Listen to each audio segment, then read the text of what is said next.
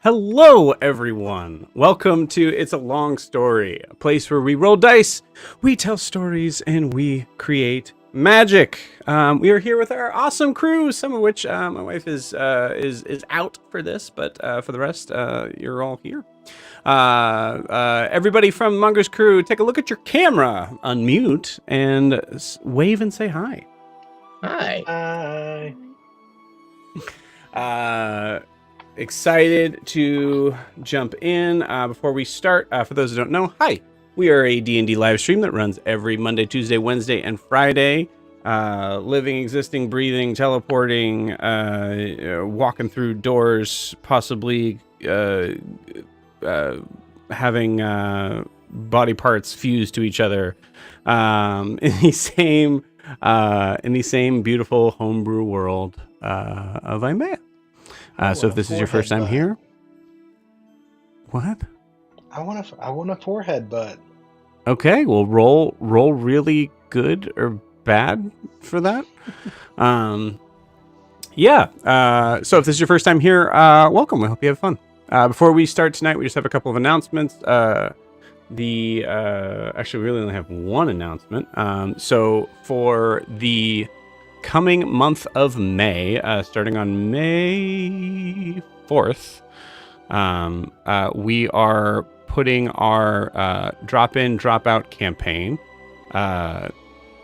which we've been trying to get off the ground for our weekend sort of stuff. The Humblewood Silk and Sunder.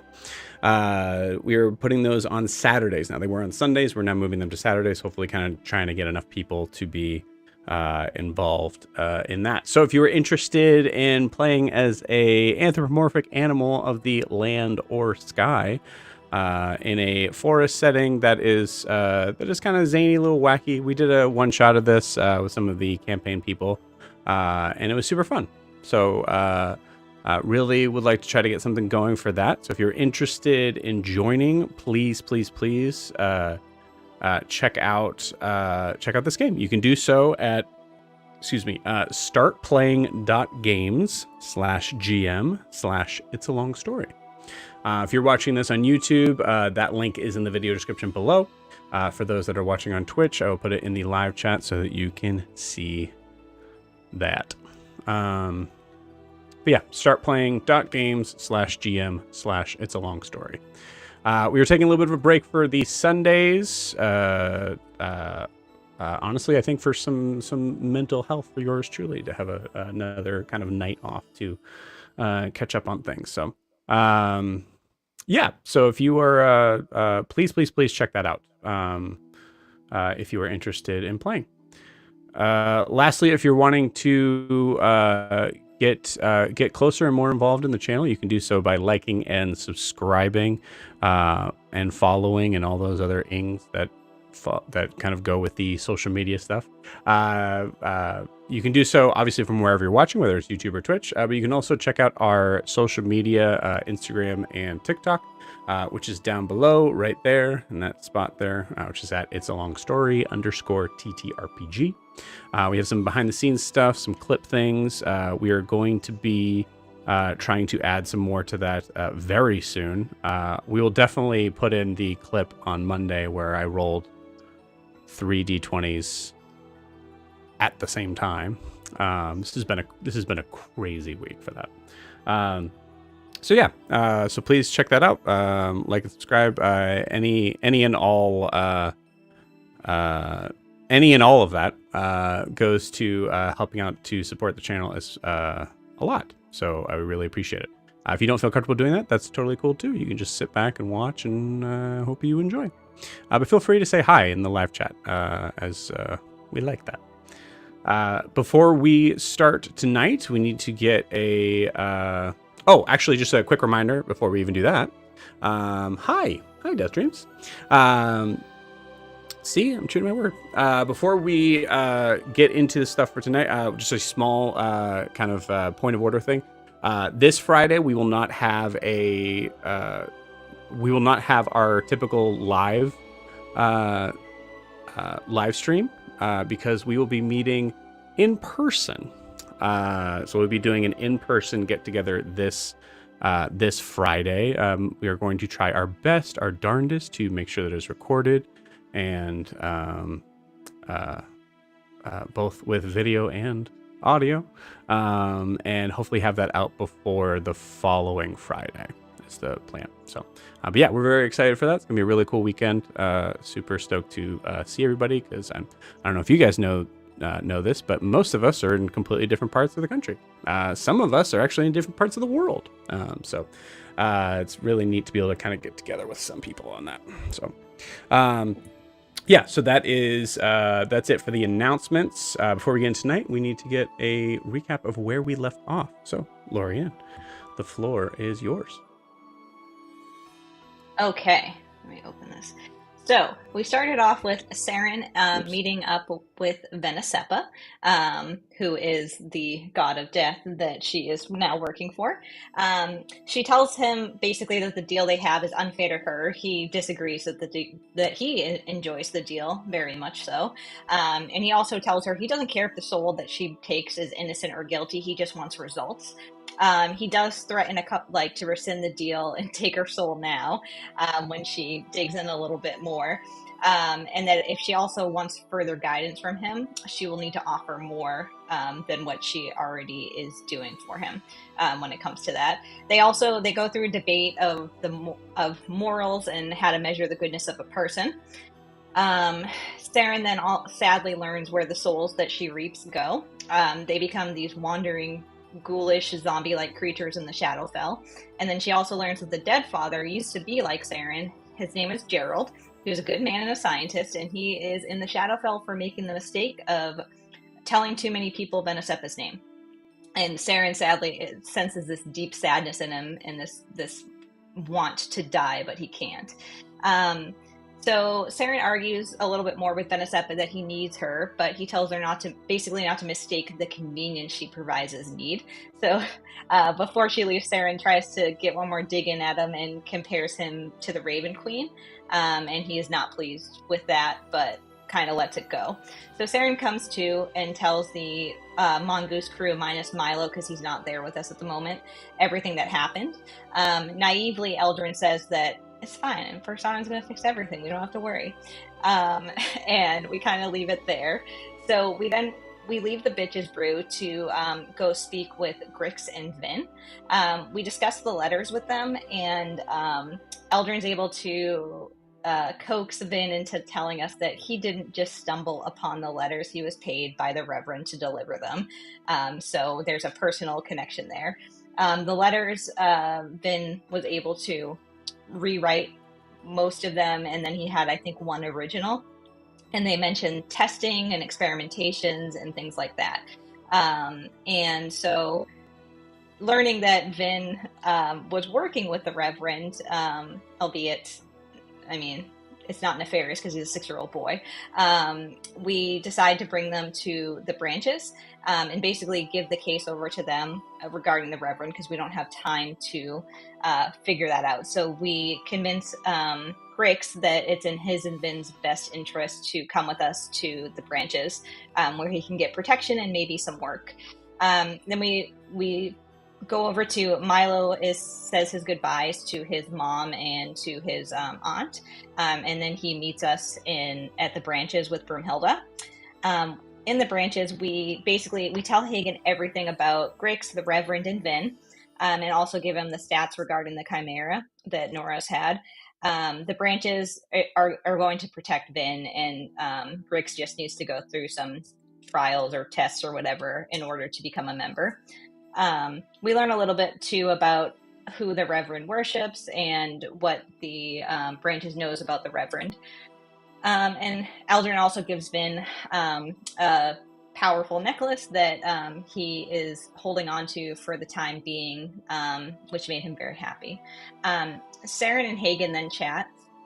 And Saren basically has been holding on to a question for a while and wants to know how Hagen can be Raylor's father when he is human and Raylor is over 100 years old. So she learns that Hagen is, I think, over 200 is what was said, and but unfortunately was given a gift that has a lot of costs. Saren tries to dig a little deeper, asking if it has to do with Tall, and he says that basically those are his stories to tell when he feels it's necessary, but right now it won't help our mission against Tall.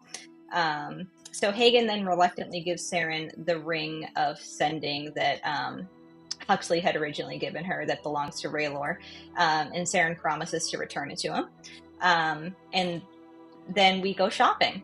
Saren gets some stuff. Eldrin gets some stuff. I think everyone but Wilbur got things. One of the fun things was that Milo got a cloak of displacement and got a really good discount because he traded a jar of blood for the cloak, which he did in private and didn't tell any of us. And we learned that the shopkeeper is definitely not a fan of the king, based on some things that he said. And then we make it to the Dormouse, which we're going to use to go to Ariskar. But Brumhilda does not trust it, so wants to go separately, and Milo doesn't want her to be by herself, so he goes off with her. And that's where we ended. Sounds good. Anything we missed, gang? I don't know. Seemed right. I wasn't here last What? week. You guys said you guys finished and ended your statement at exactly the same time. Whoa. Or sorry, Does that finished. sound- Yeah, finished and ended. Started and ended a statement at the same time. Jamie said, "Sounds good." Not Guar. Mike said, "I don't know. I wasn't here." Thank At you, the same thank time. you, my ADHD sister. Thank you so much. You're welcome. I feel like I have a different hyper focus than you do on ADHD. I'm like, I heard. Both. Right. It's yeah. But together we We can could definitely rule lose, this but- world and lose. We could lose very hard. and lose a lot in the process. Incredible. Great. Well, as I'm grabbing a couple things, just kind of getting that ready. I'm gonna say I'll roll for Wilbur. But I would like Guar, Saren, and Algin to roll a d20 and don't get a nat one. Do you have to roll for Nora's too? Yeah. Ugh. I don't like this. Just a straight roll, right? Yep. Okay. His So- fate is in your hands. 17 for me. Would it be good to re-roll if I got a 2? No, as long as it's not a nat one. Okay. Very cool. I'm gonna assume nobody got a nat one. The closest you can get to an outline, but no. Great. Cool. So as you guys see that's right. As you see the bright blue door before you, you have passed by with Aerith. Aerith did some last minute measurements of trying to kind of just make sure everything kind of lined up perfectly. You notice Guar, Aerith seems to have measured like the width of you, and then like looks at it, and then goes and does it again. Okay. As there's a moment of like something wrong, but no words from him in particular, besides him just holding out his hand to accept payment, which I assume Elgin and or Guar do. Yeah. Yeah. Cool. We each give him half. Yeah, we each give him 50 platinum. You got it. Cool. All right. You see.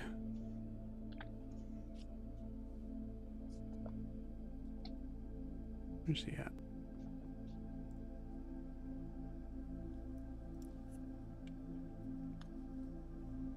Sorry, one second.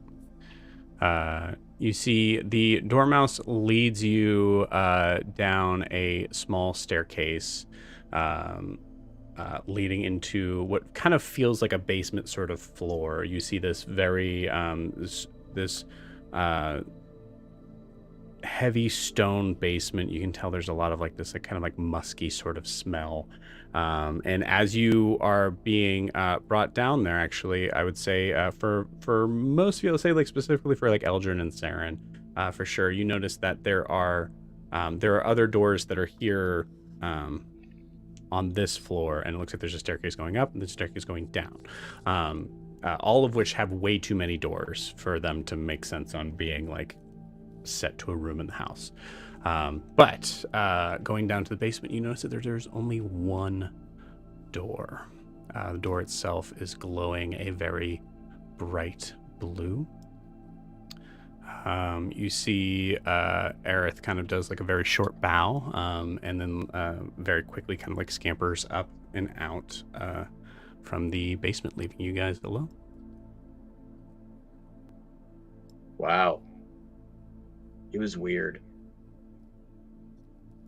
So this is where you came to get your vows? Yeah, kinda. Oh, okay. That's interesting. I mean, I don't remember them anyway, so it doesn't really matter, I guess. Yeah, I guess. I'm just curious. You mentioned it, so.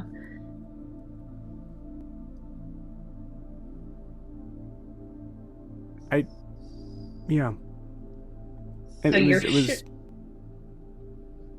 you're sure that this is safe? Yeah. You promise me.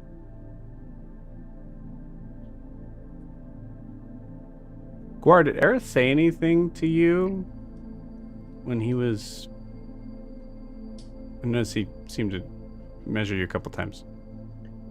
Well, it's not the first time someone's been impressed with my size before. Yeah, see, honey? Yeah, okay, cool. Yeah, just... Yeah, that's... It's probably why. Your lack of a promise, but it's okay. We'll be fine. Whatever happens, I'm sure someone could put back. Oh, great. Okay. If it even happened. Yep. We're going now. To be clear, we're going to have all of our parts intact when we get on the other side of this. Yes. Yeah. Yeah. If I get a penis, you better still love me. Is all I have to say. Well, like I said, we'll probably like figure out a way to, you know. Yeah. Yes. Of course. Love the wine, not the Bring everything label. Understood. back. Yes. That was the wrong answer, but I understand what you're saying.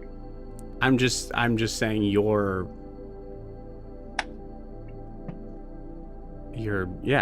asking me and I'm answering honestly. So we just step in, all of us together?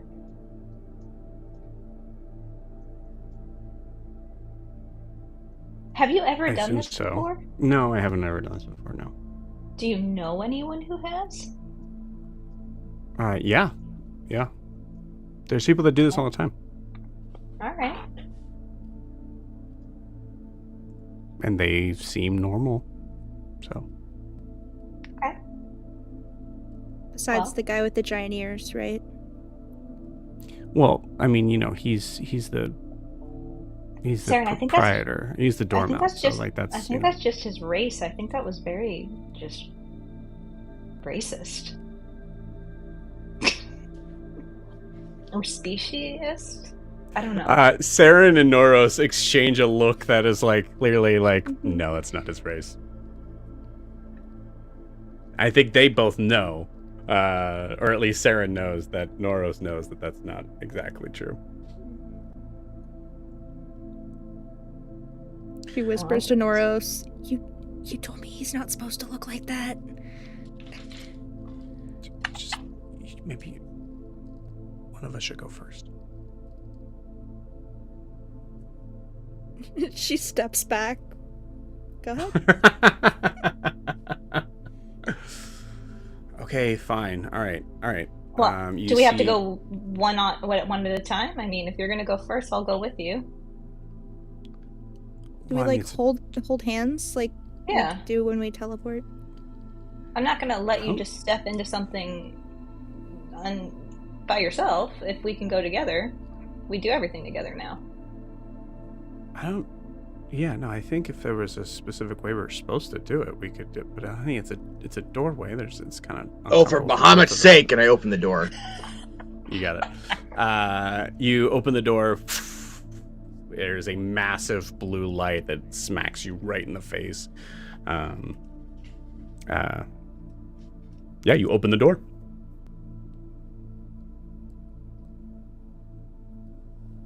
I walk through it. Okay, you got it. Guar walks through it. Nora says, "Oh wait, okay, yep, all right. Guar, can you?" Yeah, that'd be weird. He's like 1,000 miles away. I take his hand and I pull him through with me. Cool, you got it. Oh, okay, all right. And you goes through. Wilbur is staring up at this thing. Looks at Saren.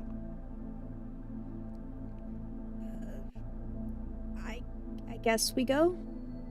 And she's gonna like start to kind of push Gerard towards the door. Oh yeah, roll an animal handling check for Gerard.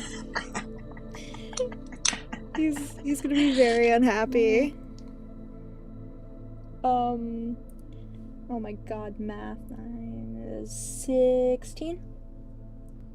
16, cool. With a 16, you see, you were physically having to push with like all your strength.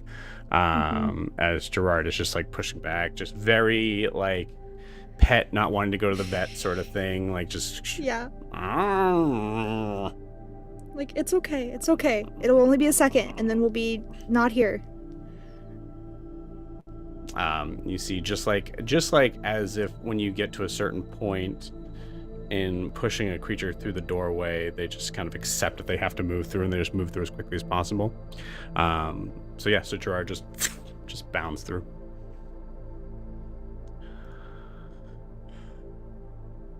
Is it better to go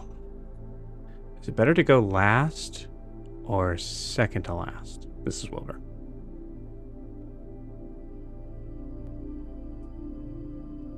Is Saren already through the door?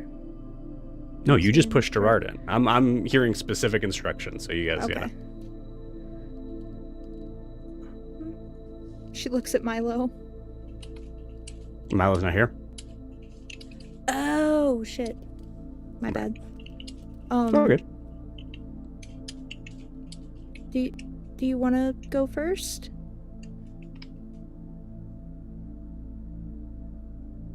Yeah, okay. And just walks through. Kind of turns kind of like towards you and almost does like one of those like where like they like just fall back into it. Yeah.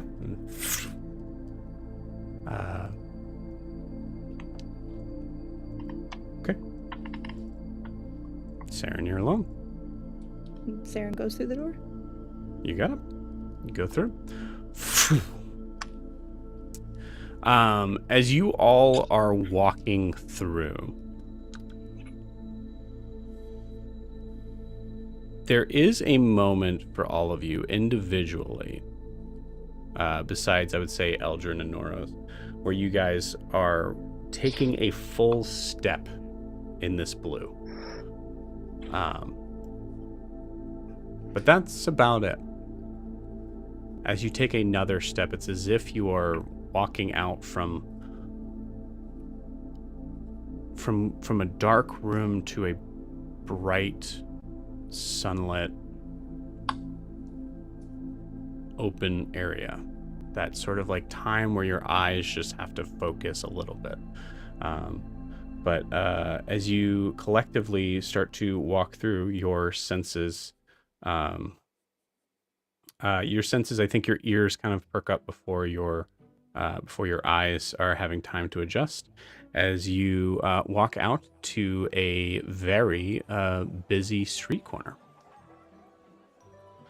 You see it is brightly lit outside as you are all kind of walking. And I'd say, I believe Guar was the first one through. Guar, you're kind of just standing there, and all of a sudden you feel something hit you in the back. As you see Noros and Elgin behind you. Assuming, Guar, you get out of the way, the rest of you all kind of collectively walk through. And you come out to the other side. I'd like a perception check from you all.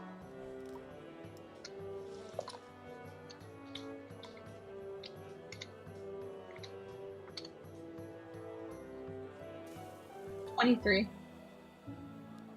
22. 23. 26, you said, Sarah? Yeah. Okay. As you all walk through looking out to this, there's a moment, I think, for everybody except for Saren, where as your eyes are adjusting to the light, what you know about this place is just from Saren's sort of descriptions, but even Saren's descriptions would be just based on the school, not the city itself. This city is known by its school, the Mortimer Ludus. And the Mortimer Ludus, you cannot imagine, based on your multiple interactions with Grincelli Mortimer, you cannot imagine what you... I imagine the concept in your minds is nothing like what you see. What you see is a bright, bustling, for the most part, pretty happy city. You see there are multiple shops. There are people that are shaking hands, kind of like laughing, exclaiming, having conversations. You see there's a donkey that passes by with that has a wagon attached to it that seems to have a plethora of vegetables that are in it, and a human gentleman kind of walking alongside. There are shops. There are houses that look to be like brand new and very clean. As you guys are kind of taking a moment to take it all in, one of the biggest things you really I think that kind of falls into place for you is that this is a city full of people, and in that regard, it actually looks relatively peaceful and happy. It looks like a good place to live. It's only until, as your eyes are fully adjusting, you can see just beyond the peaks, just rising up above into the mountains, the cliffside, that you can see a very large, in the daylight, not really ominous looking at all, but a very large looming castle in the background. Truly about maybe, I would say, at least 10 miles away.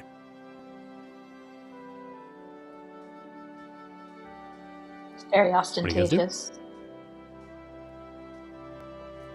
Well, we need to find Alina and Faustus, and I'm realizing that I didn't get directions from Alistar, so I should probably do that. And I'm going to send him a message. And I'm going to just basically say, where exactly can I find them? Or your parents, you got it. Yeah. You get a message back that is...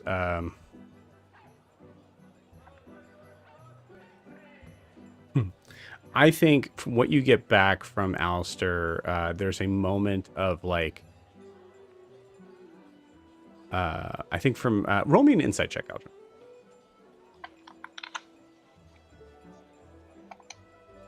Hmm. 11.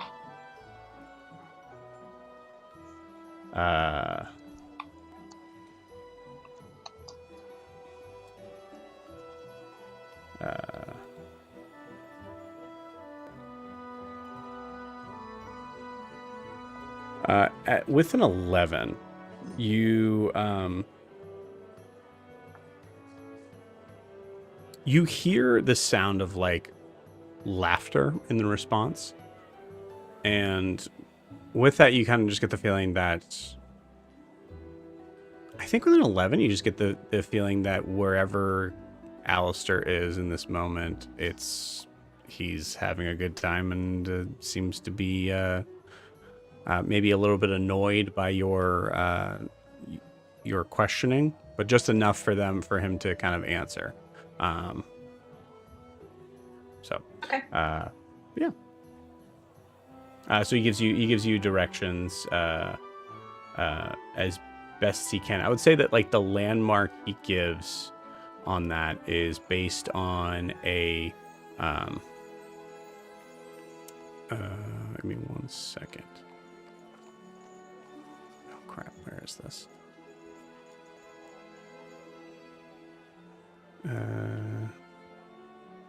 Yeah, he gives you directions based on a landmark that I will bring up here in a minute. Okay. So as he's telling me, I'm like looking around for this landmark. Cool. Yeah, you do not see it from your current vantage point, I'll say. Okay.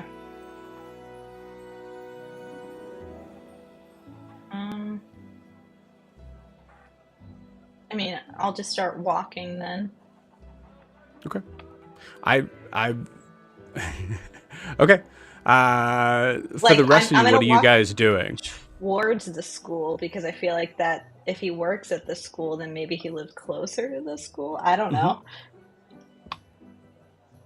Yeah, no, it makes sense. But what are the rest of you guys doing? I know you guys are. There's a lot of like.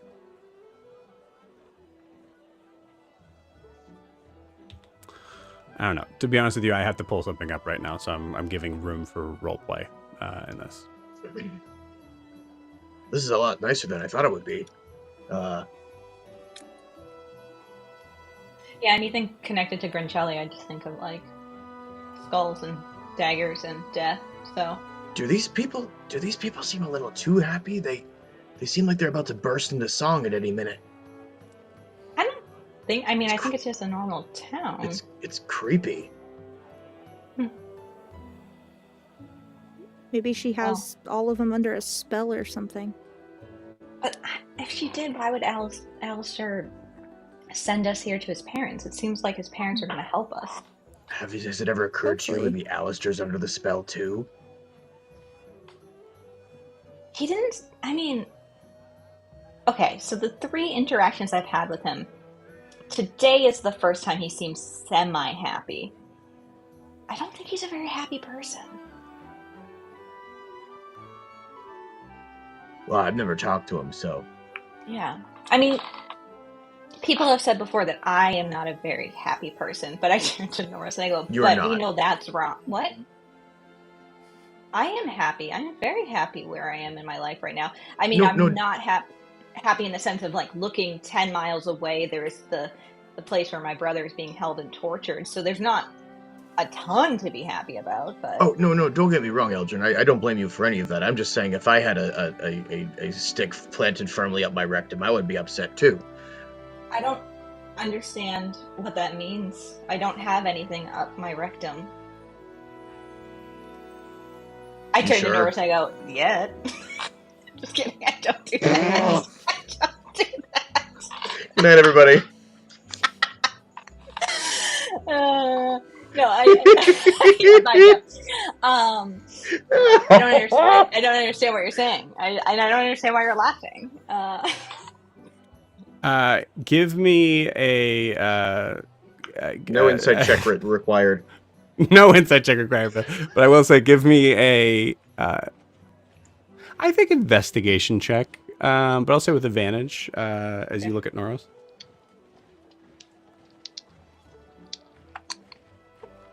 Everyone's so bad. I'm Joe from last week. Investigation. 12. Cool.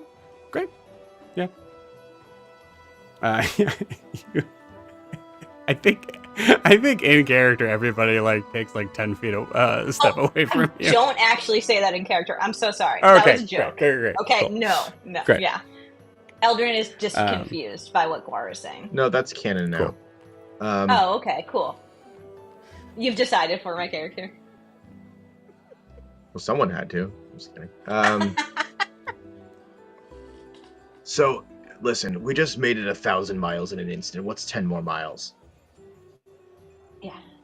Well, okay. Also, we don't need to go there yet, do we? Do we No, need no, to no, find? no. No.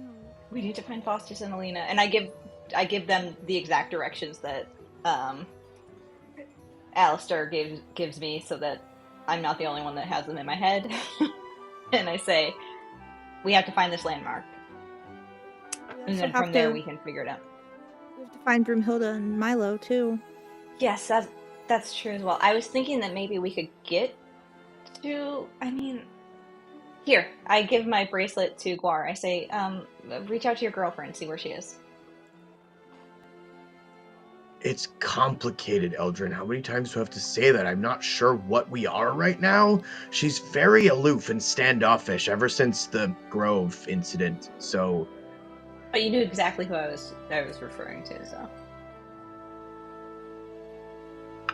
oh, I could have meant Milo. You don't know. I put it on. Milo's not a girl, as far as I know, unless he tells me differently. I would totally respect that. I look around because it's pretty busy, right?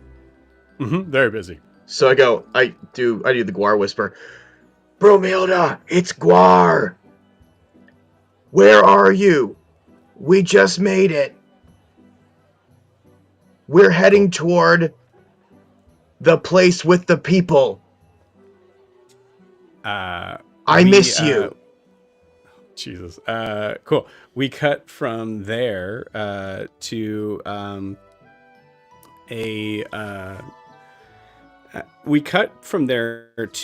a blonde-haired witch in what looks to be a forest nearby, like truly about maybe like 30 feet away from what looks to be the walls of Ariskar.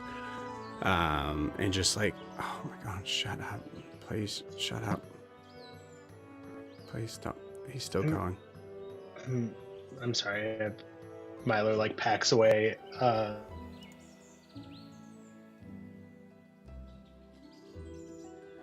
So like everybody's having internet connection stuff. No. Jamie, if you can hear us, you are full frozen, sir. Oh Yeah. shoot! Am I back? Oh, now there you're you back. are. Oh yeah. No, you guys froze. Packs away. Oh yeah, Milo puts away a pack of trail mix that he had brought. I didn't realize I was being that loud. I'm so sorry. No, it's fine. It's not you. It's just seriously, we would. Okay. All right. So we need to get in. Do I see any guard stations near where we're at right now? Roll me a perception check. Nat 20. Sick. Yeah. With a nat 20, you notice there is a guard station truly like only like maybe 100 feet away off to your right. Looks like you guys are kind of like in a space that is just off a dirt path that goes out from Ariskar. You can see there's a very heavy gate, but it looks to be kind of like a gate that's clearly not for like larger travel. So it's very tall. It's as tall as the walls, but it's not very wide. You notice that there are 3 guards in place there. Okay. The other way, do I see another like guard station down the other way? No. Like if I turn away from that? No, you're in the forest. Okay. Then yeah, Milo's gonna turn without saying anything to Brumhilda. Is gonna turn and start walking away from the guard station, and until he can't hear like any like noise or bustle by the gates, or really see details anymore. And then he's going to turn towards the wall and just start walking up with while dangling a rope behind him.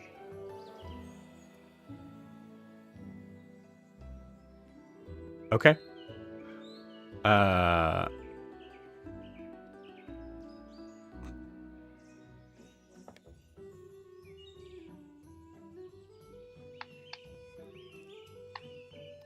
Please roll me a stealth check with disadvantage.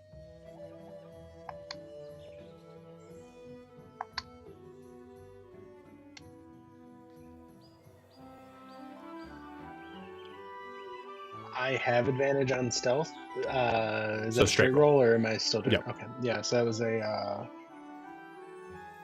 What was that? A 15.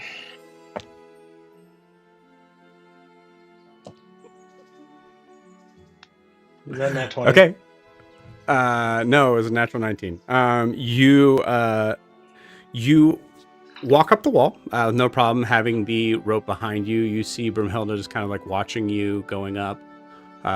We see that scene, and Milo, right about where you get to the top, you come face to face with a guard that is on the wall, as this is a very thick wall with guards walking up and down it. Comes face to face to you. That makes a lot of sense. That's actually what Milo Wow. says. Yeah, that makes a lot of sense. Great. Yeah. Can you? He's gonna jump and feather fall. Cool. I'm gonna say go ahead and roll initiative. Or slow fall, not feather fall. You got it. Roll initiative. Okay. Oh, that bodes well. That was nat 1 for 5. You got it. Cool. There is there's some sort of alarm that comes off from something now at this point. All three guards that are now that are about 100 feet away from you start to look around.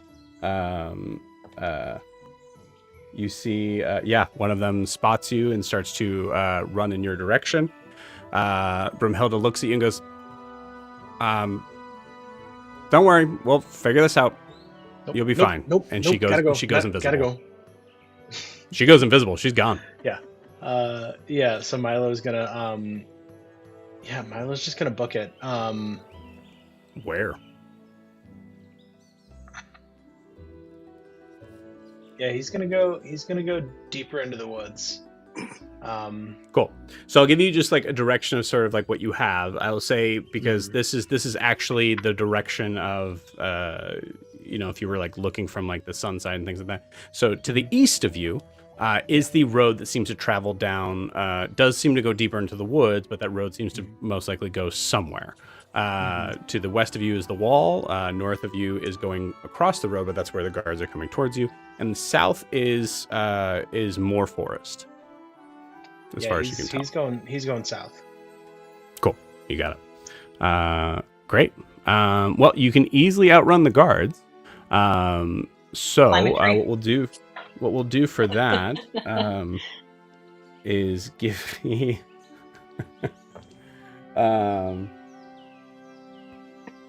okay.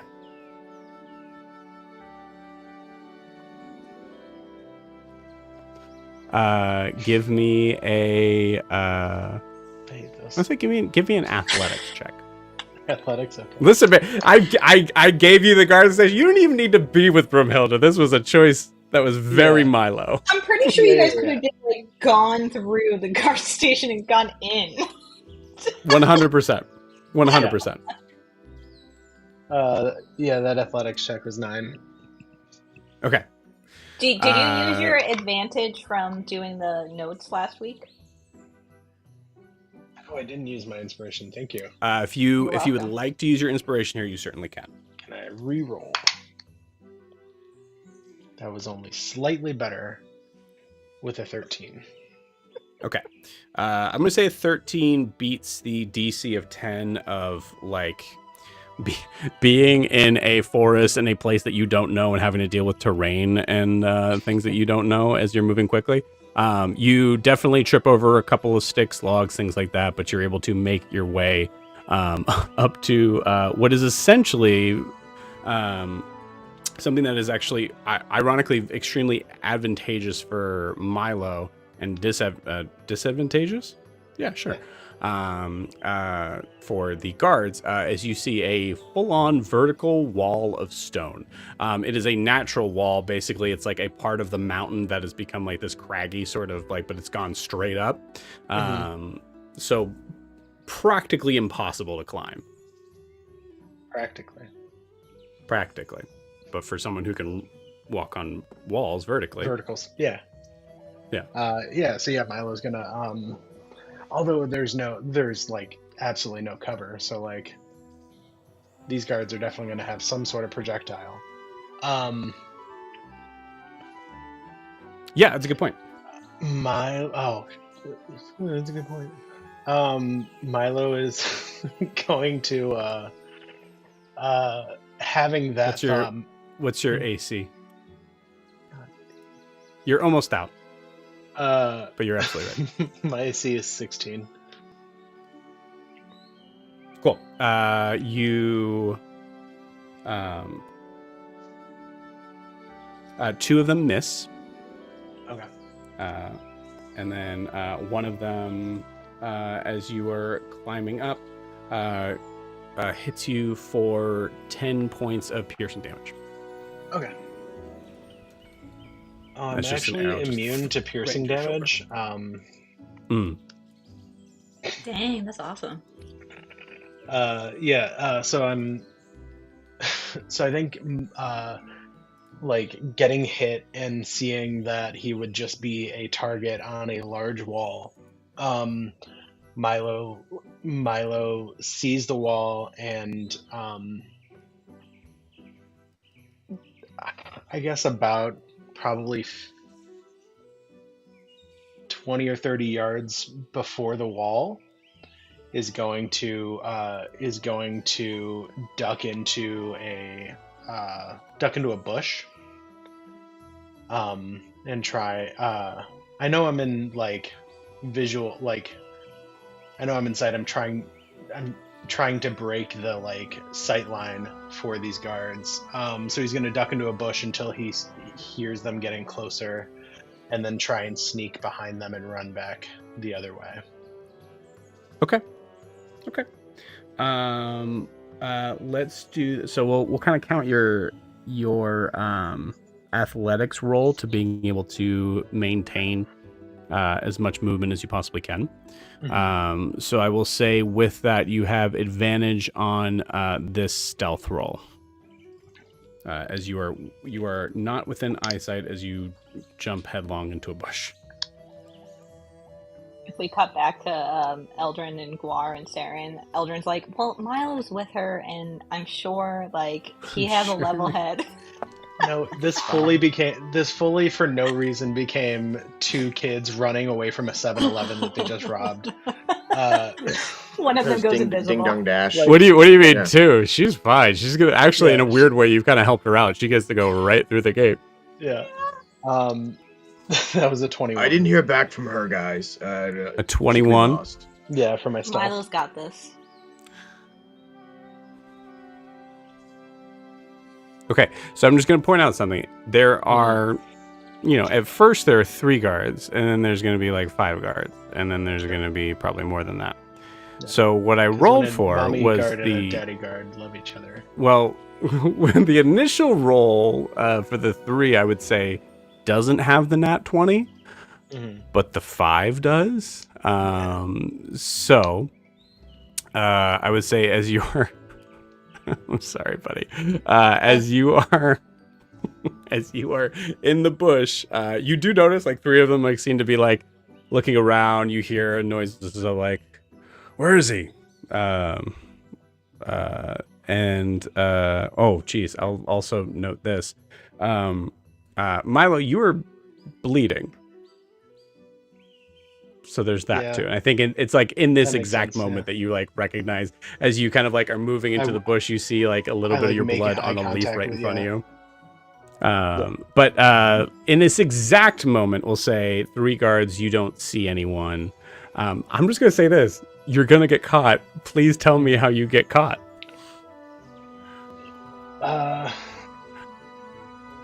I think Milo seeing the blood on the leaf, I think, and realizing that there's just no way. I think Milo is going to make it as uncomfortable as possible. He's going to put all of his clothes in his backpack. He's just gonna be sitting okay. there with a crossbow like wound, naked in this bush. Okay.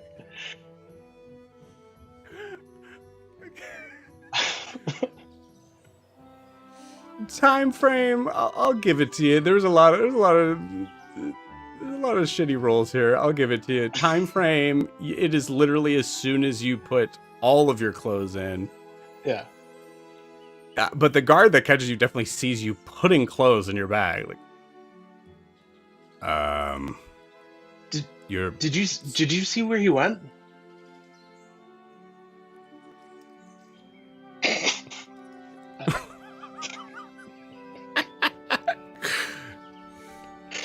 Right. Okay.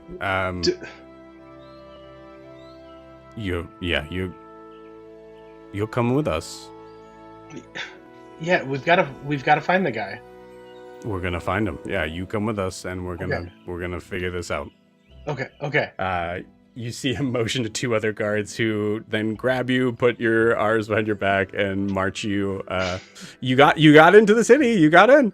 Yeah, that's fine. March you in. Freaking incredible. I told Clinton that we weren't going to get to his parents because we were going to get arrested. There's a lot of choices that were made that led to this moment. Mm-hmm. But I'm gonna just remind you of a very age-old tale. If you can help it, don't split the party. That's fun. That's fun. A lot of choices made by one person. Yeah. Yep. I'll own that. Yeah, that's valid. Yeah. It makes for a fun story, that's for sure. Cool. So we cut back. I'm quoting an American hero here, Forrest Gump, when I say I'm not a smart man.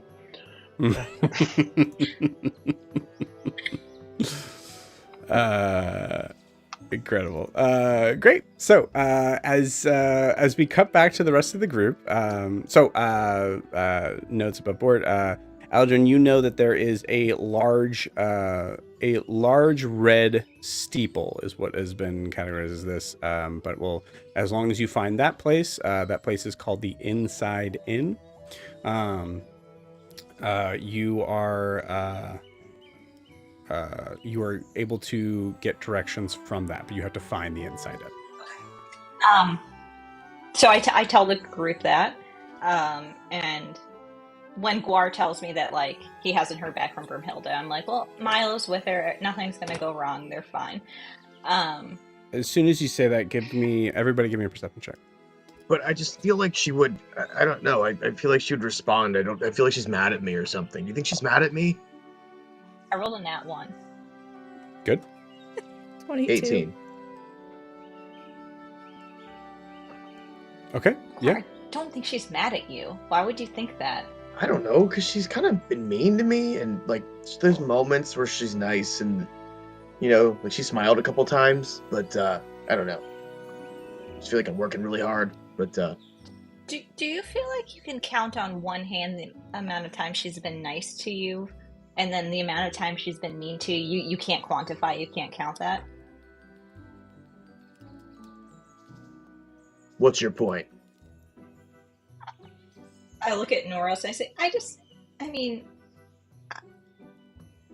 I don't think that's very healthy. Oh, neither do I, but she's also been alone most of her life, so Okay. I feel like she's just learning how to people, Okay, so you see this as this is Norris. So you see this as unhealthy. Yeah, you see this as unhealthy. Yeah. Okay. No. Yeah, So wait, what does that mean? Do you? Okay, maybe I shouldn't have. That's okay. I'll do it. So you think that that's unhealthy? It just seems like you're, and this is why Eldrin gets a natural 1 on this. It seems like you're like okay. Here's an analogy. Okay. No. I want to hear this. Hang on. It All right, seems okay. like you're a dog that is just waiting for scraps from your master, and sometimes she throws treats at you, and you're so You happy. see Noros, You're so happy. full head and hands, full. Just... I'm fully aware of what's going on. I was like, yeah, keep going, Eldred. Yes. But other times she kicks you, like people will kick a dog, or stabs you with a trident, maybe. No, she doesn't use a trident. I don't know why you would use that. All I'm saying is that I look at Noros like, can you stop? as soon as you look, Noros. I give him this fucking guy look. I'm just This saying like that... full on, like it's the scenario where like Noros is behind your shoulder and but like staring at Eldrin. So like Guar, you don't see him unless you turn back. Yeah, I turn around. I full on turn around. Yeah, and Noros is just like. Anyway, what I'm saying is that, like, it's not fair to you. Why are you... Stop making that face. I'm trying to talk to my friend. It's not fair to you to be waiting for those morsels, you know? She needs to know what she wants and what she can have, and you're a good person. But those... Thank you, Elgin. That's very nice of you. But I have to admit, those morsels are quite delicious. Don't you think so, Noros? Yeah. I'm not mean to Noros. Guar just full on cracks up, just loses it. I'm not mean to you, am I?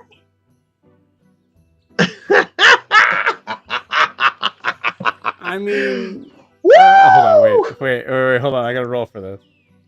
Oh shit. I mean, this probably isn't the place to. So we gotta find. Saren, you want to scale a wall or something? Have you always felt this I could do it.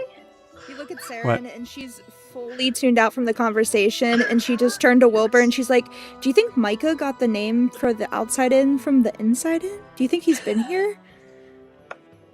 Yeah, I'm noticing that like a lot of the inns have the same sort of thing. Yeah. Eldrin's like looking at Norris. Do you think I've gotten meaner since we've gone public? Like, I don't understand. Oh, Noros, look, you're getting a morsel. Okay, so where should we go? Yeah, let's later. It's a tasty morsel, though, isn't it? They elbow Noros, and then... I don't understand. Eldrin, thank you. Yeah, you know what, Eldrin? He full on pushes you back, as not full violent, but right. Annoyed and. Eldrin, I was very big of you to say that I was a good person. Thank you for saying that. That meant a lot to me. So Red Steeple, yeah, let's go. As you onward. Say that, you see a guard is passing by. Okay. Yes, passing by. Looks at you all. Good day. Looks at Wilbur a little weird. When he looks at Wilbur weird, I say, "Good day." Well, for you, for us, our friend here is in mourning. Oh, I'm so sorry. Charlie was a really good man. He was a good man. He was a really good man. I don't know. I'm sure he was. Is it you all look a little lost. We're looking for a Red Steeple. Oh, it's the inside inn, sir. My friend forgets her names and things quite easily. No problem. I'm very daft. What? I'm very daft. Anyway, so the inside inn.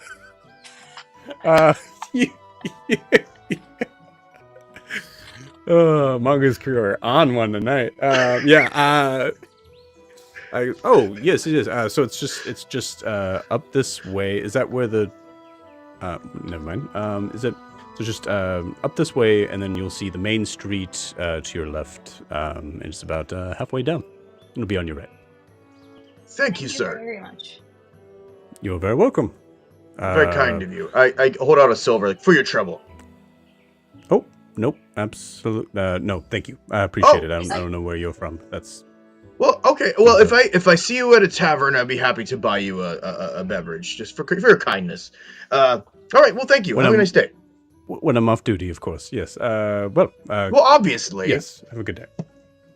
I lean into Guar and I go, that was just very disrespectful of him. He's doing his job and he doesn't need your tips.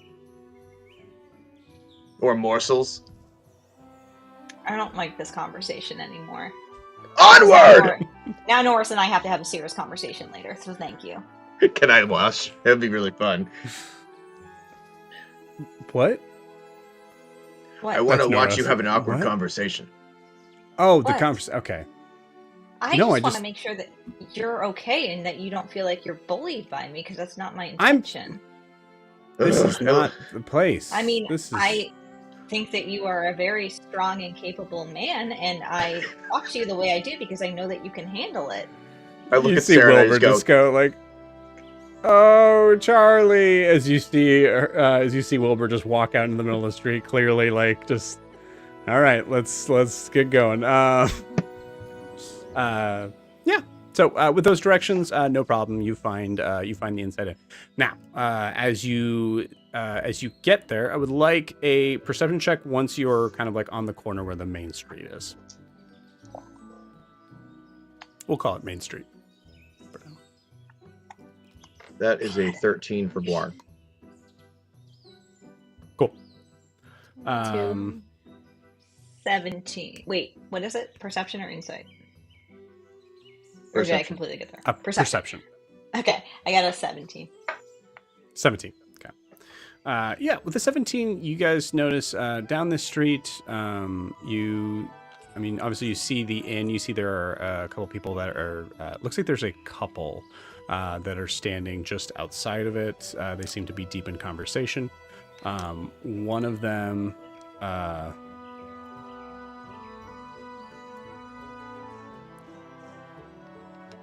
a lot of scrolling. Hold on. One of them looks to be a deep blue tiefling.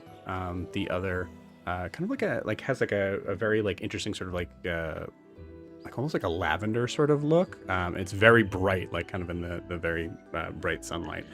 You see they're both kind of talking, and you see the female one seems to be holding from your distinction, I would say from where let's say 15 and below, it looks like that they're just holding something, but I say Eldrin specifically, unless someone rolled higher and I missed it. Eldrin, you notice it looks like they're holding a small baby. Oh. So Sarah notices that too, because she rolled higher than me.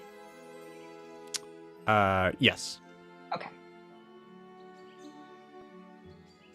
I mean, I think the only other things you guys notice that there looks to be like a most of the shops here seem to be essential sort of needs, kind of like a lot of but one of them that you see looks to be like a herbology shop maybe at one point, but it looks to be very boarded up. It's definitely closed, and you notice that it looks like it's been closed probably for a long time. Okay. So Eldrin looks at this inn and says, okay, from here, now we can figure out where to go. And then I, again, say the directions out loud, and I'm going to follow them. Cool. You got it. As you guys follow directions, you notice that you're, just in case anybody here was wondering why the heck I was saying that. As you guys are moving into as you're moving further down, really from where you were going, it's just kind of heading further in that direction. You notice that there is a street that seems to veer off to the right, that I would say, judging from it being the only street that seems to kind of go into where you see this looming sort of castle, but it's so far in the distance. You do not, you kind of get an idea that's most likely a place to go if you wanted to go walk directly through to the front gate of the Mortimer Ludus. But for this, you're walking further down. Yeah, just do that. You just turn to go that way. Yeah, exactly. As you walk further down, you notice that the cobblestone streets seem to give a little bit more of a like almost this like kind of suburban sort of look. You notice that there are wooden fences that kind of come along each side. The street itself kind of gets this like sort of like I picture kind of like Ireland or Greenland sort of thing where like it gets a little narrower and a little bit more wavier. You still see that there are folks that are kind of walking in and out. There are some there's some houses over here, but it looks like we're getting into like more like settlement sort of area. You do notice that actually rather close to the Ludus is what looks to be a completely leveled building. Or sorry, not building, but like a completely leveled structure of some kind, some sort of housing. That you notice that even though looks like it's kind of on the back end of being torn down and kind of like assumedly some sort of construction is going to be put to it, you do notice that it looks to be a couple of like charred pieces of wood in the corners. As you guys continue along, I would say about 10 minutes of walking, you see a very quaint looking house coming up with a garden gate, and you see there's a figure that is out just in front of the house, looking like it's most likely tending to the garden or possibly fixing that damn gate. Clinton, can you please where'd you go? Why are you way up there? My bad. Clint, as you come in, could you please tell us what Faustus looks like? Yeah, Faustus is a just shy of being a burly man. He's a little over 6 feet. He has a dark brown hair and green eyes.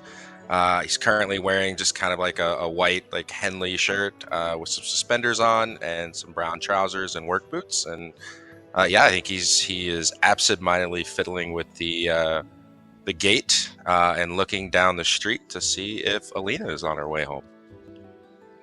You got it. So we'll say as you, Faustus, are scanning, I would say this group is not hard to see. Something I think may be possibly being handled above board. Do you think Alistair let Faustus know that they were coming? So Alistair, through Gwen, used sending to Alina and said there are people coming. Please help them, and one of them is a princess.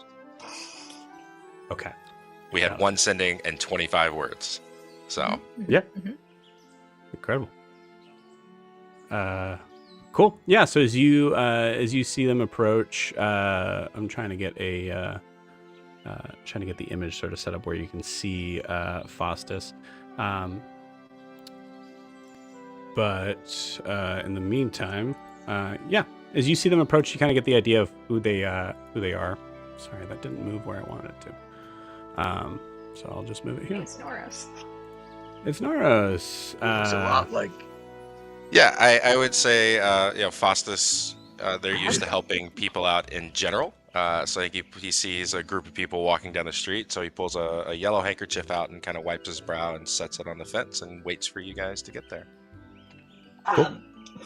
When they approach, Eldrin clocks the broken fence, and she goes, "Broken fence. You don't have to be Faustus, are you?" Yeah. I'm sorry. Do I know you? Your son, Alistair, sent us. And Eldrin takes out a notebook and flips through it, and she goes, "I have something to say, but I was told to tell it to Alina. Is she here?" No, she's not. She'll be coming home soon. I'm sorry, you said Alistair sent you? Yes. How is he? How is he doing? I haven't seen him since he left. Eldrin flips through her notes again and goes, "He said to say hi and that he's okay."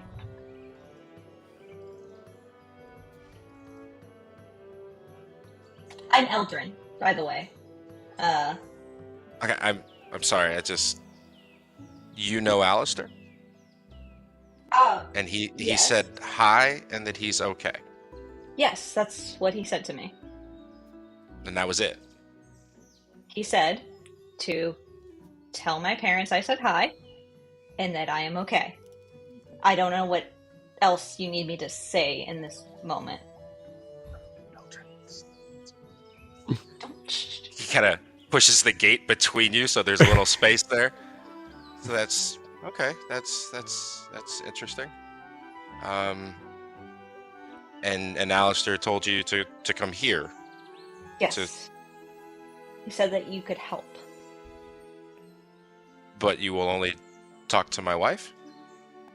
He specifically said to tell right on Alina cue. the same. I would say right on And cue, Saren, you hear the sound of like just full out of breath behind you as you see this woman coming in. I think where's she coming from, Clinton? From her bakery, or a bakery where she works. Oh, Yeah, cool. So full on like running. You can see at a certain point she has this like she has like picnic basket with her, but it is clearly like it probably had things in it. But the way she's running, it's definitely like they're probably all over the road now. As she comes running. Hey, sweetie. Hi. So there, Alistair, is princess. Yeah. Alina? Yep. It's, yeah. Okay, Sweetie, hold on, yeah. hold on. If you could, no, if you could just come on in, Alina, please. Just we'll get you a glass of water. Cookies. Plenty of Cookies? seats. Cookies. Yeah. Yeah.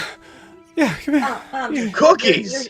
Your son told me to say to you, and I open another page and I say, it's very long. She's walking with Faustus. You say your son. She whips around at you and goes, yeah. He said, a solitary button holds the power to bridge the realms of possibility. Something about stitching the fabric of choice and Okay. consequences. Yeah. with the Just thread of come on in. decision. Just. I- Yeah, please. I extend a hand. My name is Guar. Nice to meet you. Thank you so much for helping us out. This is Eldrin. She's a princess. I heard something about cookies. Okay, that is a firm handshake, Guar. Oh, I'm so sorry. Are you all right? No, I'm fine. Do you work with bricks? I mean, what do you do?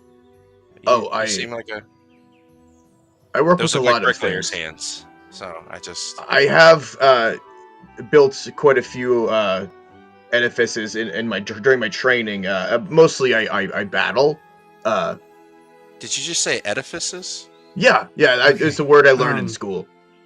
Like, honey, I'm gonna get the stove structures. ready. Kisses you on the cheek and like runs into the house.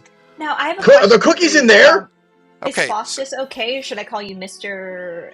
Alistair didn't really give me his last name. Samil. Okay. Did It's you on the gate. No, that did you teach him that? I asked him specifically what I can say to his parents so that they know that I'm not some random person that's coming and asking for help with like nefarious things, and he gave me that really, really long thing that I did need to write down. Did you teach him that, or like Well, it's so earlier when you said all he had to say was hi and I'm okay. That's not Alistair. So I'm sorry if I was a little caught off guard. But the next part, yeah, he's a very, very persistent and grandiose person, as I'm sure you know. He's big dreams. Me too. Yeah. I understand that. I mean, he was kind enough. I found him to be very awkward, but that is my son we're talking about. I agree, but I mean, I'm just stating a fact. I didn't mean to offend. Honey, we talked cookies. I walk toward the house. Norris, I can go to anyone in Honori and say this person is awkward, and no one's going to get offended. It's just what it is. Yeah, I know, because they're all Tritons, dear, and that's the thing. Maybe Guar, people should be like can we Tritons. just wait? Can we wait till we're invited in? Cookies. I like say it from a distance. Can you just stay off the flowers, please? Oh, of course. No, I would never dream of. Oh, sorry. I got one. Or it's very rude to just. It's very walk in pretty. without- Okay. It's a nice. What are those? What are those? Sweet potatoes over there? Wow, you've got a lot of things in here. Sunflowers, but yeah. No, those are those. Anything he tramples, I promise that Honoria will pay for. It was just one. Okay. So first off, we can stop with that.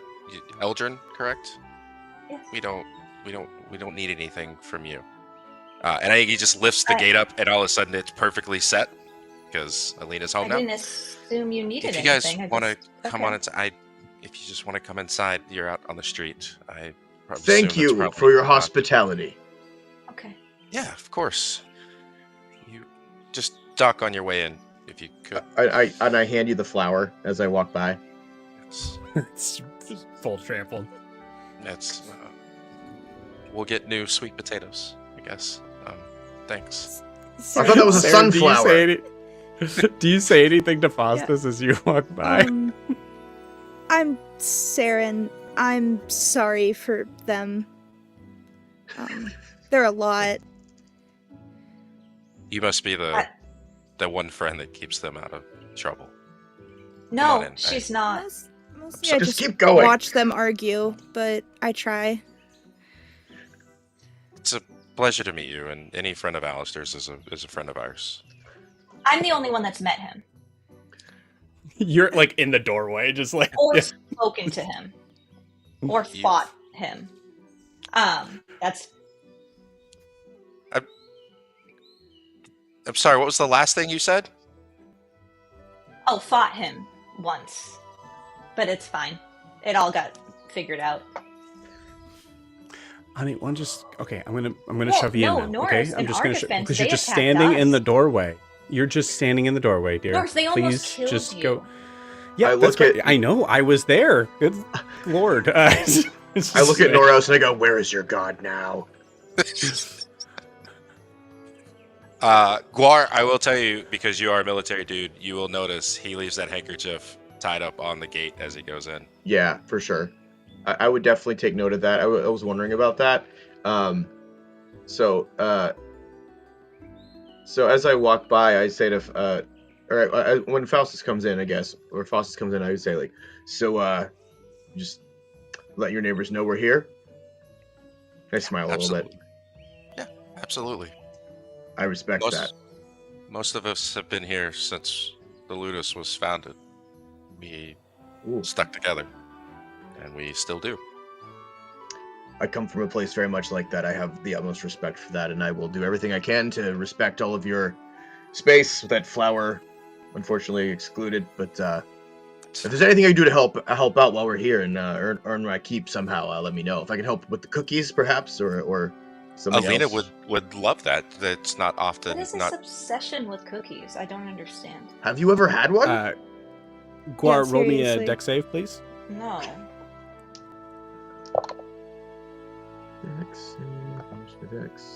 Okay, it's a dirty 20. Cool. Keep that number handy. As you are, keep that die handy. We'll say that modifier handy. As you walk into this place, you notice, for all of you, as you kind of are like, kind of gaining sort of your bearings to it, it's a very quaint house. It's very nice for 3 people.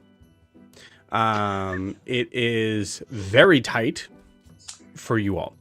Smaller or Guar, bigger than Noros's place? Like, Bolos? Oh, good question. It's I would say that it's probably about the same size, but it's so different, right? Okay. Because it's like, yeah, I think because also I think the idea of like swimming, like to where you're supposed to be going allows an idea of like there should be a little bit more height. But yeah, I would say like, how tall is Faustus? Point of reference. It's right at 6 feet. Yeah. Like he would claim 6 feet, but you'd probably measure him just under it. And it's a house they've lived in for 20 plus years, and they're both tinkerers and craftsmen. Yeah, so a lot of like little inventions and like kitschy sort of things that are there. A lot of like carpentry sort of things. I'd say like there's a moment Furniture. where as you Yeah, as you see, Alina is over in the kitchen, which is just an open area sort of kitchen. Alina is full on just like saying, like, "Honey, the belts just on the couch. What, honey, we have guests." Yeah, I didn't know we were gonna have guests. You Right. mentioned Yeah, Alistair when sorry. you came up. I'm sorry. Do we need to talk before? No, he's fine. He just let me know about them. And I think this is like when Guar kind of like walks up to come and help, and just like them. And she like kind of like busts her finger on Guar's arm. Ow! Oh, Yeah, I'm so okay. sorry. Are you all right? No, that's okay. Are you all right? You're as the deck save was the first banister that you were like, oh, as you're ducking under. Yeah, I think so. I'll manage. This is quite cozy, and I love all the decorations you have around, and are they inventions of some sort? Most of it is ours, and some of it's Alistair's. So it's ours, dear. House. I know, sweetie, ours, but I know. It's just he's not here. You must miss him a lot. Okay. He did just leave, so. Okay, so not that much. Got it. Right. I mean, children leave. There's a moment where Alina faces the oven, as she says, Sometimes they die. "Okay, so specific type of cookies, or We get to choose? You should well, go I for make the bacon. yeah, the bacon's good." The last the elf boy that was here last time really liked those. They tend these young kids with the Elf man, honey, remember elves, you don't know how old they are. He could have been 1,000. Sorry. Actually, yeah, looks at Saren's ears. It goes, I'm so sorry. You look Fine. like you're like How old are you, Sharon? 25. 124. Oh. so You close. Oh, Okay. That was, sweetie, you were so close. 105 Awesome. years older than me. and you're Oh, you Yeah. guys. How long have you guys been together? Like 3 Yeah. months? 4 months? 3? You just never once thought to pick up on the details of each other's age? Well, why would that matter? I mean, she's my friend. It doesn't really matter how old she is. 92 years older than me.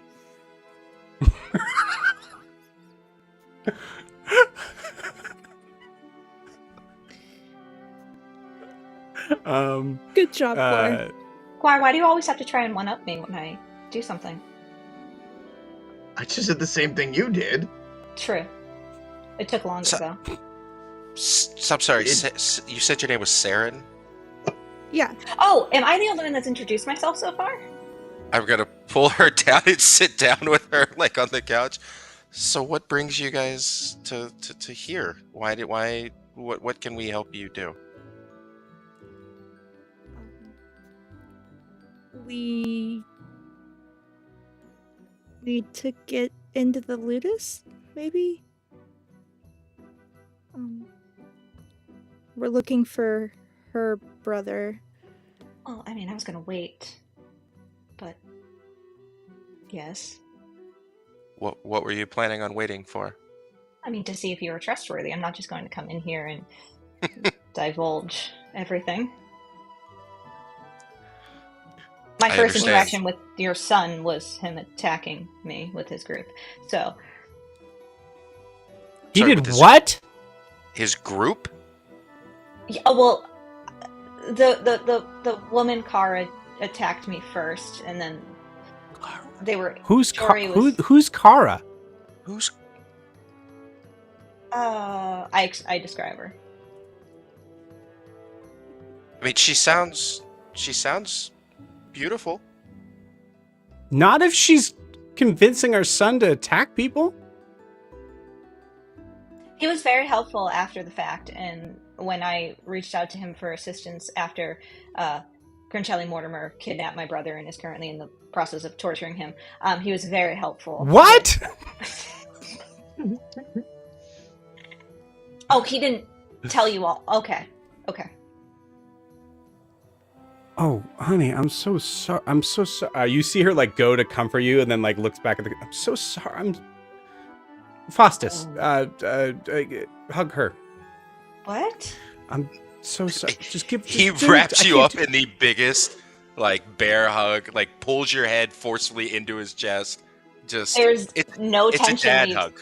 It's extremely tense the entire time. Not once does Yep. tension leave her. There's a moment I think where like the camera at least notices Noros, and Noros is not the least bit jealous at all. Just like, yep, good luck. I hugged Noros. What are you doing, man? Sorry, who are you? Oh, this is Noros. Hi, I'm Noros. I'm the husband of the woman that you're the Triton that you're. Yeah, hers, not mine. The princess.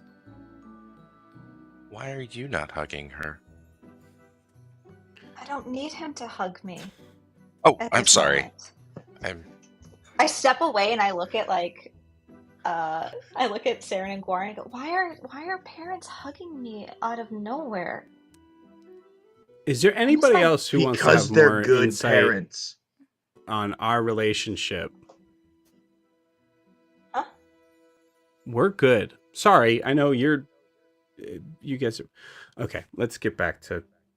Oh, Norris and I, yeah, Guar, we're great. We're great. We have a great physical and emotional relationship.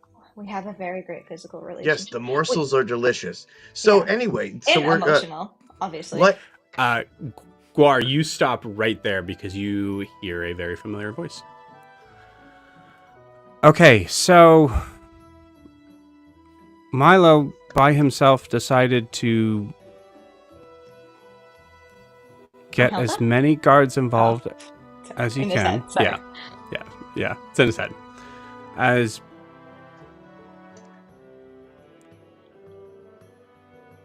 I'm gonna try and get Milo out,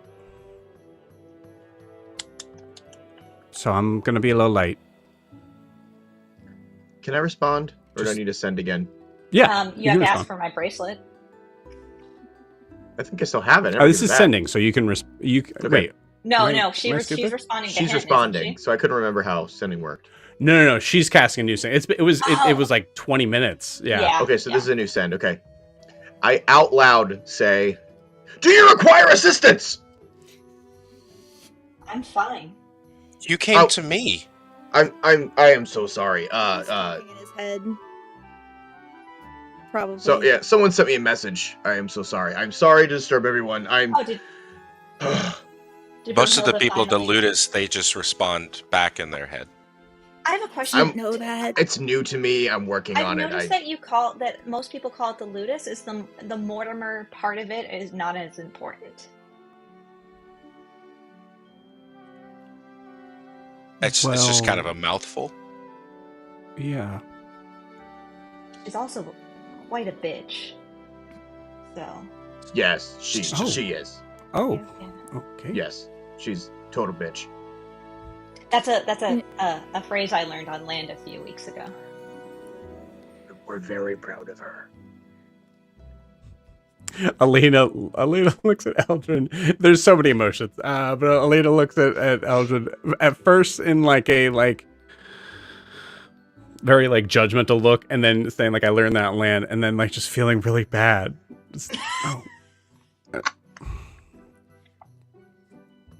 A lot of curse words that I've learned since I've been here. It's very enlightening. We don't have that many I don't think in Primordial we have that many curse words, do we, Noros?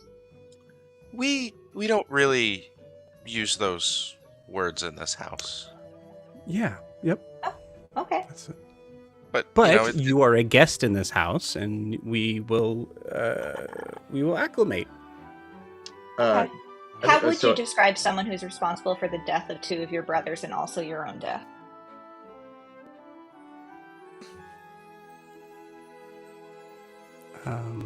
Honey? beginning to think that we might have over-worried about Alistair's social skills. Yeah. Eldrin is looking earnestly at you, waiting for an answer. Yeah, I'm so sorry. I didn't. We don't really know very much about her, I right? can't say we've really seen her other than on passing on rare occasions. Well, she's Certainly very never dangerous. Gwar gets his game face on and like shifts and looks Faustus in the eye and says, "We believe she's tied to Tall. Do you know who Tall is?" The voice. Did you hear The voice. Did you hear the voice? 0 level of understanding or recollection on either of their faces. I told you they didn't hear it here. I thought it was We just believe a school. we believe she's connected to a very deep and very dark and very bad evil presence Well, not who is believe, trying we to- know. who is trying to take Okay. over Imea. But that's not what we need your Um, help with in this moment. I think that's a little much to put on them right now. But we need proof. Ideally, we're trying to save your brother, but we're Well- also trying to find proof of that connection. I mean, I would prefer No, to you- save my brother first, who's being We tortured. can do them both simultaneously. There is absolutely nowhere to sit now, and Alina just full on sits on Faustus' lap. Well, any way we can help? That we ideally won't affect the city. have nothing This against the city at all. It's seems like a lovely place. yes. Also, if you guys didn't hear the voice, obviously someone's protecting or isolating it, so. What is?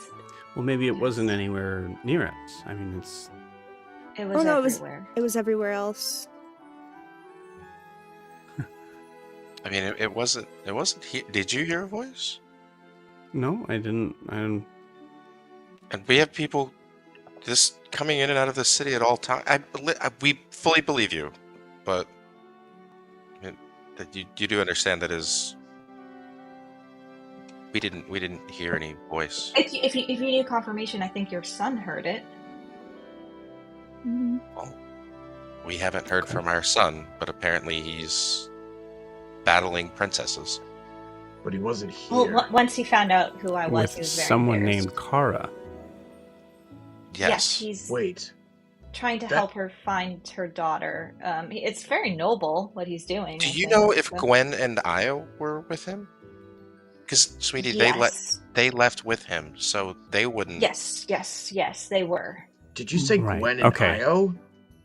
Those sound like very cool names. They were very nice people. After we resolved them trying to kill us, but they were on edge. Gwyn, our Gwyn. I think it was more of. I look at Norris. Was it Nalani? That and Kara? They were the Oh. two that. Milani was the.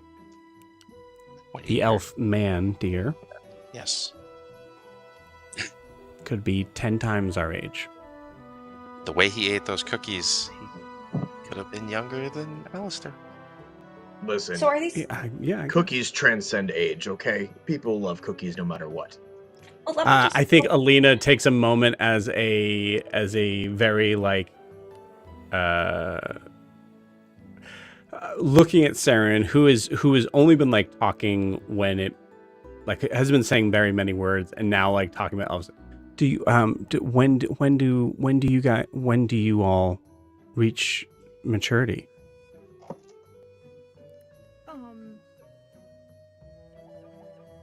Like Is that a weird thing to ask? normal time? Well, what is it? I'm actually curious. 15 for Tritons, by the way. 15. You are a just wealth of noise. Guard cracks up. Honey, that's okay. It was You know what? fine. She seems like she has a sense of humor. Alistair always appreciated it when we joked with him like that. I am No, very dear, funny, he right, never Morris? But it Yep. would make sense that you didn't hear the voice if there is a connection, which there is. There is a connection between Grancelli and Tall. It would make sense that they would be able to protect this place from hearing the voice to not disturb or cause any suspicion. I think we should probably start from the beginning. Yeah, I would say if you guys want to give Elena and Fossis the whole thing. Yeah, Sure. I start from not the beginning, but I tell them about Volmos, and then finding out, and then also Kanos dying and me dying, and then finding out that Volmos is actually half alive, but his body's still in Honoria, but it's not believed or anything. And then I go on to tell them about that I reached out to him, and a horrible voice was... No, you're not going far back enough. I was born in the city of Dwindelver. You weren't born into the cult of Tal. No, I wasn't, but that's not part... I have to get there. And then My brother is actively being tortured right now, Guar, because your brother killed him. Yes, I did not like that. I'm glad you didn't like that. That is a very unfortunate thing that happened that I wish hadn't. Part of the family that I got away from and resisted actively. I killed a lot of them. Sorry. Okay. Sorry. Well, all I have to say is we're very lucky that your girlfriend killed your brother. I would have done it if she didn't. Jamie, can you play Wilbur for me for a second? I will say this is the most that Eldrin and Guar has ever divulged to anyone. In front of complete strangers. In front of complete strangers in a very quiet, quaint home. Yeah, while waiting for the cookies. First time anyone has ever point, been like, "Tell us what happened. We believe you." Yeah. At some point, Fossis goes to the window where there's like 3 people standing out in front of his gate. He's like, Yes. Good. We're Because of the good. handkerchief. Honey, ask them if they want cookies. "Hey, Bill, Jeff, did you guys want cookies? I'll bring them over. If you want to send Lucy over later on, you can as well." You see Alina look. Oh, and hi. Looking over in Wilbur's direction. It should be noted for Clinton specifically what Wilbur currently looks like right now. If someone wants to explain. I will. So Wilbur currently looks like a. I don't know. Wilbur's about 2.5 feet tall, right? I'm 4'9". Yeah, he's 2'9", right? Yeah, somewhere around 3 feet. Okay, yeah. Yeah, so Wilbur is about 3 feet tall. You just see a mass of black, like a Victorian floor-length black lace gown with a veil, and some very convincing gloves with fingernails on them. That are blue. That are blue. Blue. Yeah. They are blue. Yeah, so that's what Wilbur looks like currently. That's Tina. I'm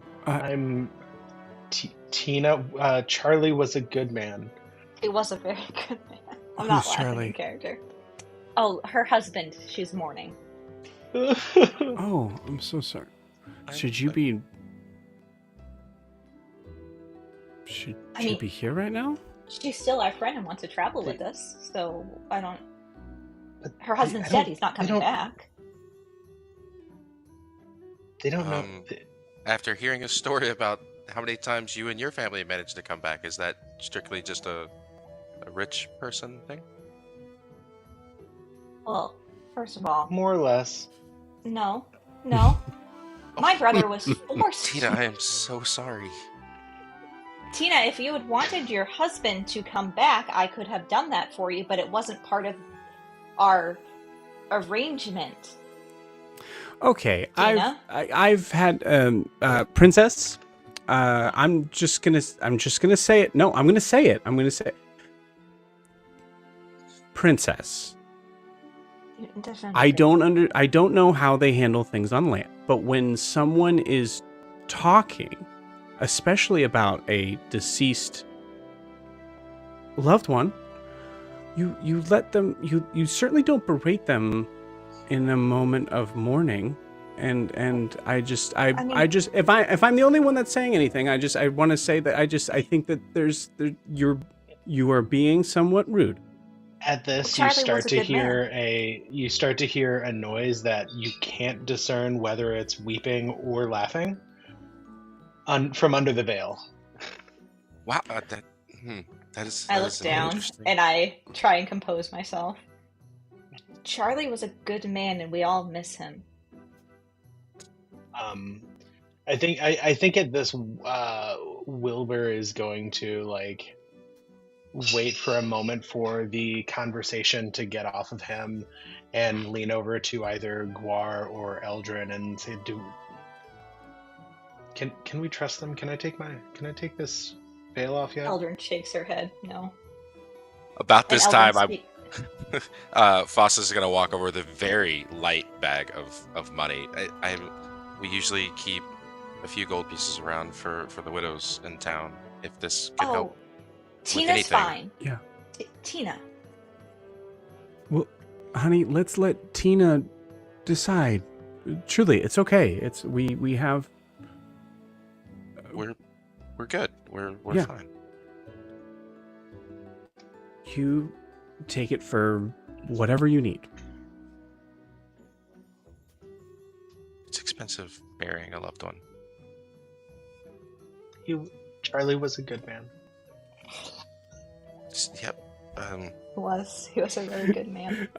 Elena looks at Faustus with a little bit of a questioning look, but as soon as she looks back at Tina, full mask back on. It's been really lovely for you guys to stop by and tell us how Alistair's been. Yeah, no, that wasn't the also point of us stopping the by. cookies. I'm We gonna can get pack I'm gonna get the cookies. Maybe put them in a bag, sweetie. No, your So son they said can- you would help.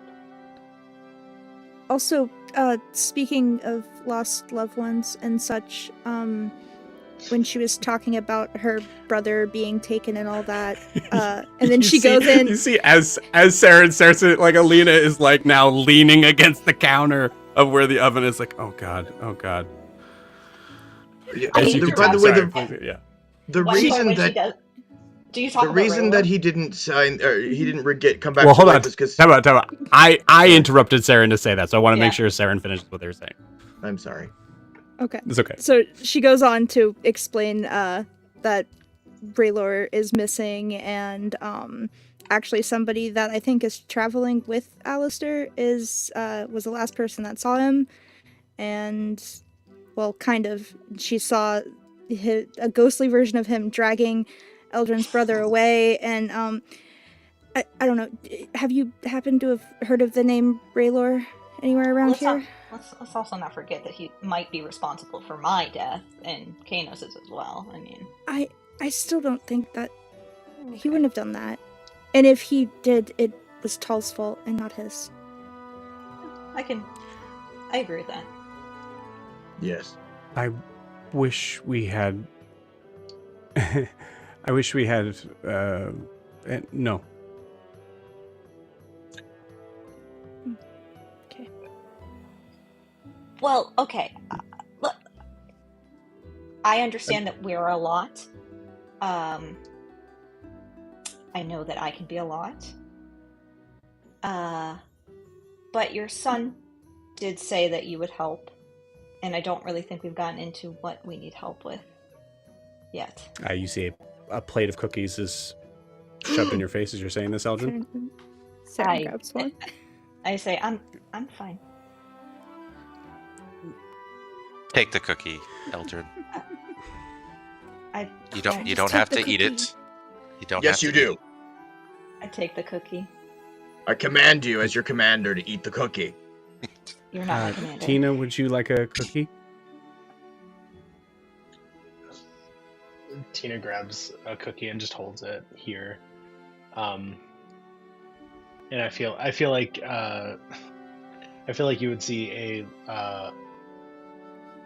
you would see a small stick bug, a twig starting to, blade crawl, crawl onto her hand and start eating the cookie. I'm gonna say, Clinton, if you have dice with you, roll a d20, please.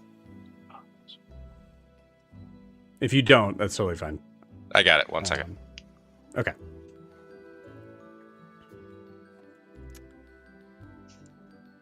Something.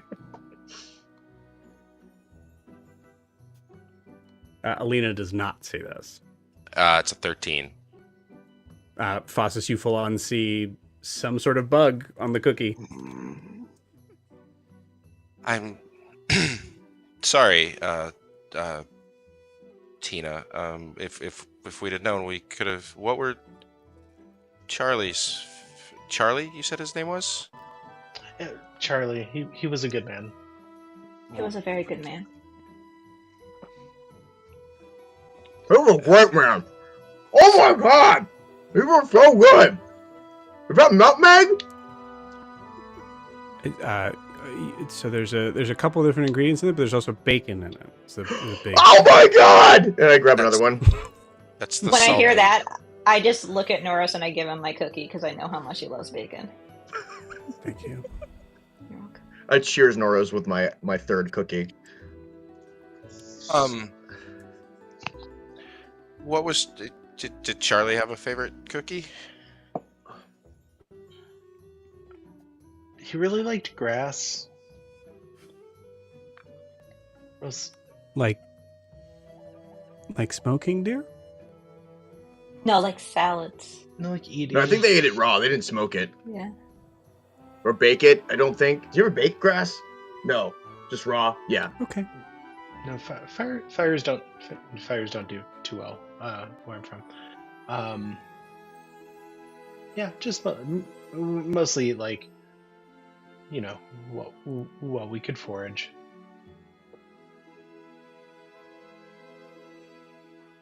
You know, I've met all sorts of people, but I don't think I've met anyone that has ever made grass cookies. Maybe, is that like a slang term for where you're from?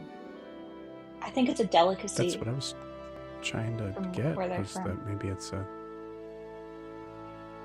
No, and I feel like fully. I feel like this is me maybe overstepping Miranda's. Go for it. Roles, but I feel like at this point, Wilbur's going to say, "All right, this damn veil's itchy. I can't do it anymore. They don't know they're not supposed to. They don't know they're supposed to be looking for me. You don't know that you're not supposed to be seeing. I'm Wilbur Wombat, and Charlie doesn't exist." Well, we learned from this experience that we need more of a story than Charlie was a good man. Obviously, we didn't delve deep enough into it. So after this, we're going to sit down, Wilbur, and we're going to come up with a whole persona for Charlie. I can't just keep saying he's a good man. Can you please say that he signed a DNR so he's not revived? So it's a do not revivify? Yes, because I look like an awful person. Faustus, honey. I'm just gonna take that bag of gold back if you don't. Yeah, please. Yeah, that makes sense. I tried to tell you. Tina, is it or no? Wilbur? No. I said Tina. Yeah, my name's don't Wilbur. take that. Wilbur. Wombat. Wilbur. Wombat. Oh, okay. So you're Wombat. I'm a Wombat. But you're. But his last name is also Wombat. Yeah. I think that was a personal So choice. I've heard of a wombat. I didn't know that they could talk. Not a lot of it. Well, I mean, there's more than you'd think that could talk, but not all of us. Please, please, please don't tell anyone that you saw him here. Please. We're not gonna tell. We're not gonna, honey. We're not Yeah. gonna tell any. Why would we? Does Guar carry a flask? Oh, 100%. Okay, cool. Just Okay. Well, Okay, this- the grass thing makes sense now. Yeah, it was hard. It was yeah. So if you want to anyways, give me some sort of recipe, I can make sure that there's grass cookies or grass. I think if you just make Salad. cookies without the meat in them. Nina doesn't like it. Well, then what do I put? I think she breaks here a little bit. Well, then what do I put in there, Eldrin? I just saying he's a vegetarian. yeah, just like not bacon. Oh, okay. I'm sorry. Maybe no. Honey, like, I'm gonna go and check Alistair's room and just make sure that there isn't anything that they could use up there, or something. Excuse me. Sorry. One moment.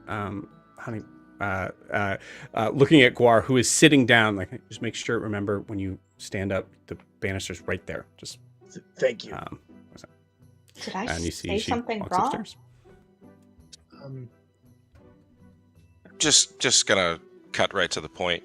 Is there anything else that you guys are leaving out? Oh. So I was Oh, born in Dwendelver. No, And Guar. so Guar. oh, we have Anything two other important? people in town that may show up. Oh, yes, eventually. them. Also,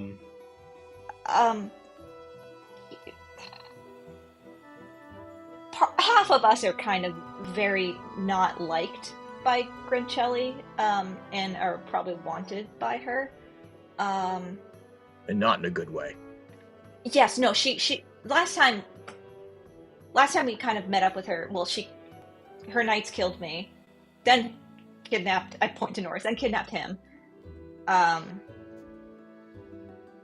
just Also, gonna she stop Honey, you right there. I think they get that. I kind No, of feel I'm like just trying to- we're make it clear that Yep. Listen. she can't see us Listen. here. Listen. You've said a lot of interesting things about my son tonight, but at the end of the day, if he felt comfortable sending you to us, then we'll help you. But I feel like we're moving to the territory of the more that you tell me, then the more likely there will be a target on me and my wife and possibly my son. Does that sound about right? Eldrin just nods. Say yes, Eldrin. Say yes. Okay.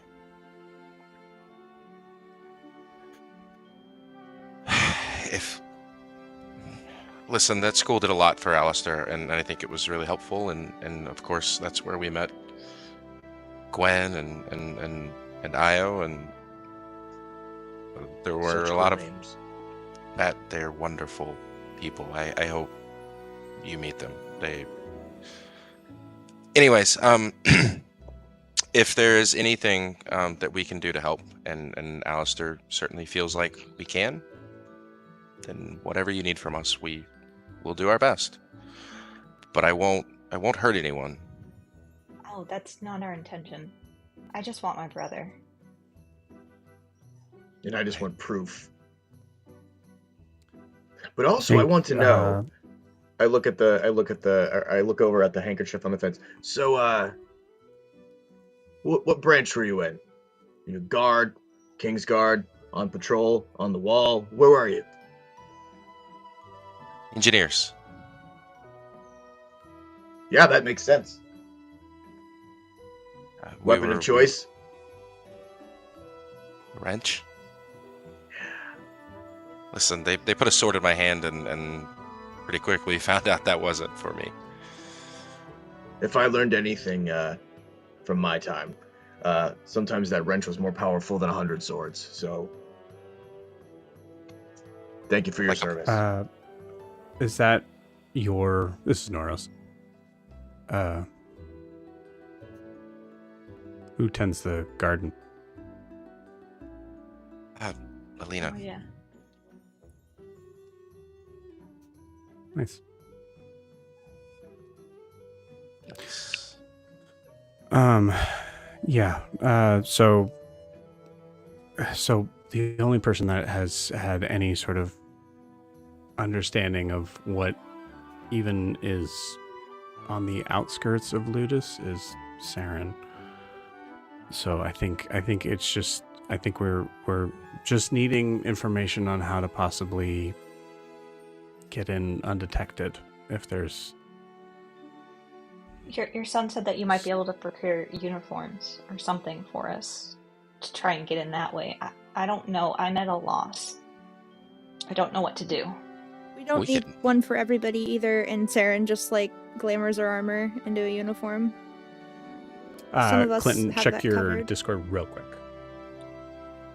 Yeah, I mean, if it would be easier, we could get you, if you wanted to be students. Alina, especially now with her free time, she helps repair a lot of the students' robes and uniforms. If you would like, I could definitely, you could be a part of my crew when next I go in. We can get you some tools. They're not great. Someone took my my good set of tools with them when they left. Did you happen to notice when you saw Alistair if he had? They looked almost mithril. They're not, but they looked. If you saw them, you would have seen them. I was Saw a your little busy tools? healing Noros after Nolani. I didn't see anything. Aldrin, can't you let him use the bracelet? Oh yes. Do you want to Oh. talk to Alistair? I hold it out. Is Alina still upstairs?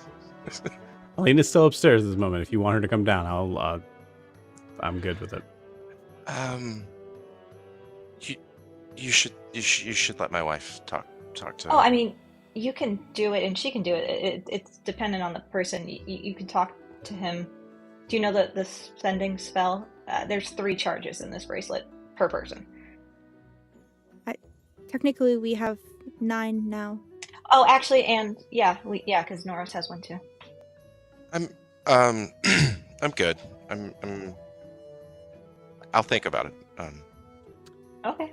Okay, so there's this box that we have that is obviously Alistair's. Physically can't open it, and she brings down like a box that like kind of like looks like what a wine bottle would be in. It's about that size. It seems like it's magically sealed, so maybe it's important, but it also could be really private. I guess I'm just realizing as I'm holding it, that's there's a desk that I know turns into something else. I know. I honestly, we don't need his things. We just need.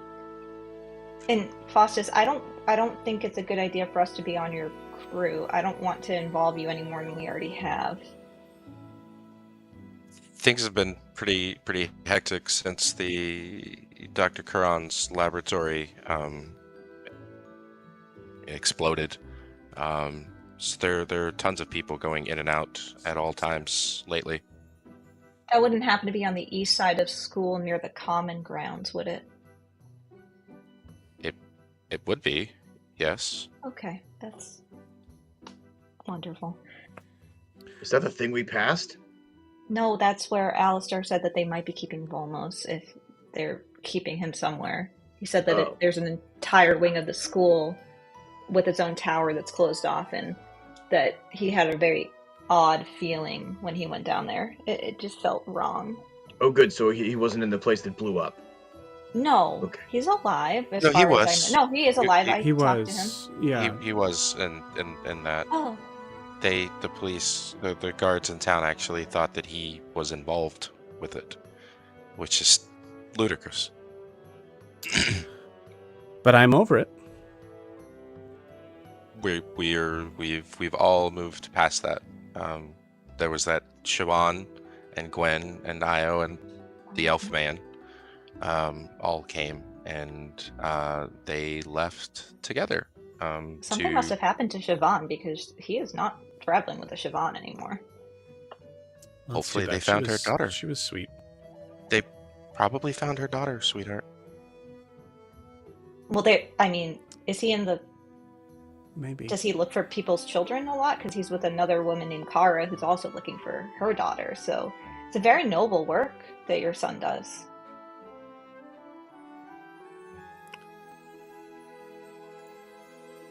I don't know. That's interesting. Weird kind of white. I don't hate it, but it's not a... No, it's very It's a very noble. specific- Children need Maybe to be he has a reunited with type, parents. sweetheart. Maybe he has a type. Okay, I don't want to get into that with my son. Could be a You think Wilbur that's what it Tina is? situation. Oh, jeez, I forgot you were here. I'm so sorry. Oh, No, I'm furry. I kind of look like a. Do you mean Alistair's pretending to be this Kara person? no, I met both of them in the same room and I saw them both separately. I think he's meaning that could Kara be someone else, but she was pretty solid. I think Gwen can turn into like other people sometimes. Maybe it was Gwen. Also, Maybe they're what- just moving Gwen was back and forth very there, too. quickly, and it looks like there's two of them. well, I was gonna say Gwen and Alistair both can do magic as well. So Yes. Right. All I can tell you is that it was a different person who was also looking for their daughter. So I do think that your son, maybe not a type in the sense that you're saying, but I think in the sense of a duty to help mothers who are missing their children. And I think that's a very honorable thing. And I kind of feel bad that I judged him when we talked now. I'll have to apologize. Yeah.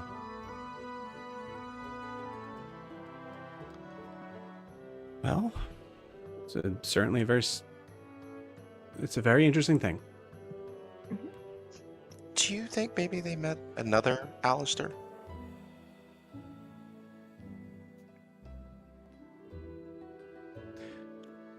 Did he have a cane? Yes, and I also gave you the phrase. Would someone else know that phrase? He was very obsessed with buttons. Very obsessed with them. Yeah, that's him. One time we said Okay. something, but Buttons. yeah. Yes, apparently he gave some to Winona to give to us, but in the chaos she didn't. He also gave me one, but I didn't know what to do with it. He didn't really explain it. It was the first time we met, and he kind of just said his name after we fought, and then he said, "Take this." And then I was like, "Okay." And then I left it on a tray. Because he didn't explain anything. Why do I need a button? I can get buttons. I have buttons. I don't need... Well, it was Loose obvious that it was important when he gave it to you, right? Well, perhaps he say thought that. one might fall off and you could sew it back on. Oh, that's very kind of him. But I have Milo for that. Maybe it's like the cookie. Maybe you just take gifts when they're offered to you as a show of respect. Oh, were there any left? I didn't leave it in front of him. I took it.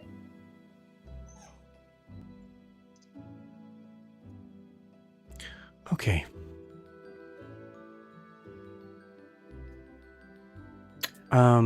So catch me up. What are we doing? They need help getting into the Ludus, sweetheart. They would like us to help. I've told them that we probably have a few spare uniforms. We're not gonna hurt. I let them know that I'm not gonna hurt anyone. But there's this poor woman's brother, and this very large gentleman's evidence. And if there is something going wrong, then we all know that more people come out of that place angrier than when they entered. Do you happen to know if she has a brother? Grincelli.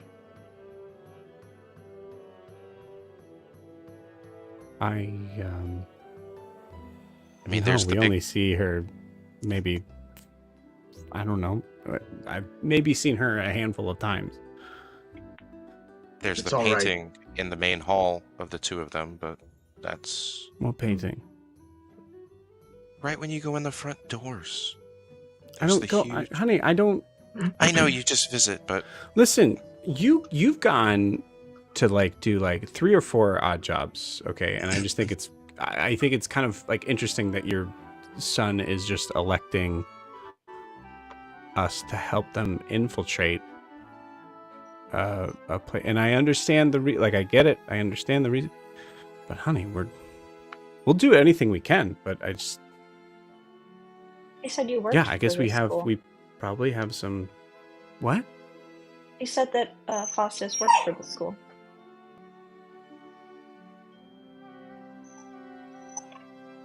Faustus? I mean,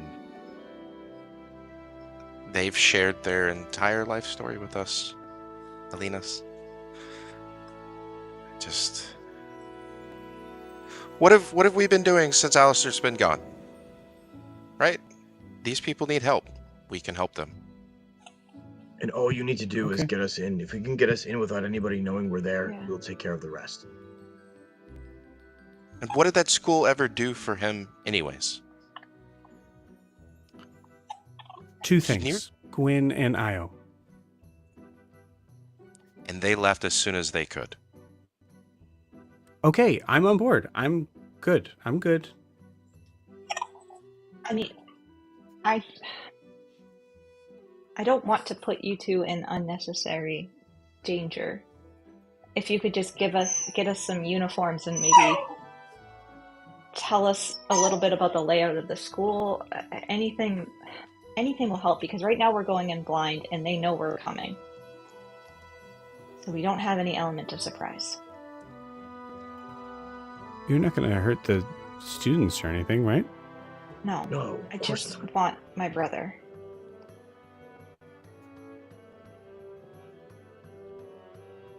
Okay. I told you we won't help you hurt anyone, and we won't hurt anyone. This is a rescue Yeah. mission. Okay. This is an intelligence and gathering and rescue mission. I look at Weldrin. Yes. And I'm sure you guys have thought long and hard about this mission, and I'm sure you'll think and plan, and you seem like you've been a leader before. So what's your plan for when you leave? Oh, as long as we're all together, I can get us out very quickly. Yes, but what about us? Oh, well, that's why. I mean, you can come with us. What do you mean? I meant the city of Ariskar. If Oh, you go in oh. there and you and this Grinchelli is as evil as you say, she will want revenge. So what's your plan for us when you leave? You guys haven't thought about that, have you? Ideally, we get in and out in such a way that keeps her having to keep up appearances so as not to cause any Ideally, she discussion won't amongst be the in citizens. the city when this happens as well. We have plans for that, but I understand your concern about retribution when she does return. You guys also talked about a voice in the sky that everyone has heard. You And want so us to my- help you get information on these two evil people. They're going to know that the help came from Ariskar. There must be a reason that they're keeping the voice from being heard by Ariskar. They must be trying to keep up appearances somehow. That leads me to believe that if we can get in and out quietly, with no proof that anyone specifically has helped us, that they will want to maintain that facade. We'll know someone helped us if we have uniforms and we know the layout of the school. We could just be really smart, Eldrin. Guaryu and I and Noros are not very good at stealth. Let's be honest. Yes, I am, and I mask many faces into an elderly woman. You still have full plate armor on. Yes, that's just Yeah, my you do. necklaces. Your bones are jingling? My bones? These are necklaces. What are you talking about? Well, As I just put them, like, move them around a little bit with my fingers, and you just hear clank, clank, clank. that's certainly useful for us as normal, everyday citizens, not of a magic school. I guess I would just assume that you're an old woman in full plate armor. But I have to ask this, and I'm not, you know, I'm a mother, and that's, you know, I'm not an idiot. I know that. Do you know if Grancelli Mortimer knows my son's name? Or has any connection, knows of your connection? Do I know that, Joe? I don't know. Do you know that? I don't think so. As far as I know, didn't Alistair just tell me that he's seen Grancelli and her brother once in the street when he tripped and fell in front of them? Or something like that? Right. Okay. But I do know from Huxley that they have a rod, and Grancelli wants that, right? Mm-hmm. So, but I don't know that from Alistair. She does. Sorry. Yeah. Yeah. I say, well, as of right now, no, she does not know his name, probably beyond that he was a student if she looked up some records. But based on what he's working on currently, it is just a matter of time. And our involvement is nothing to do with that. What is he working on?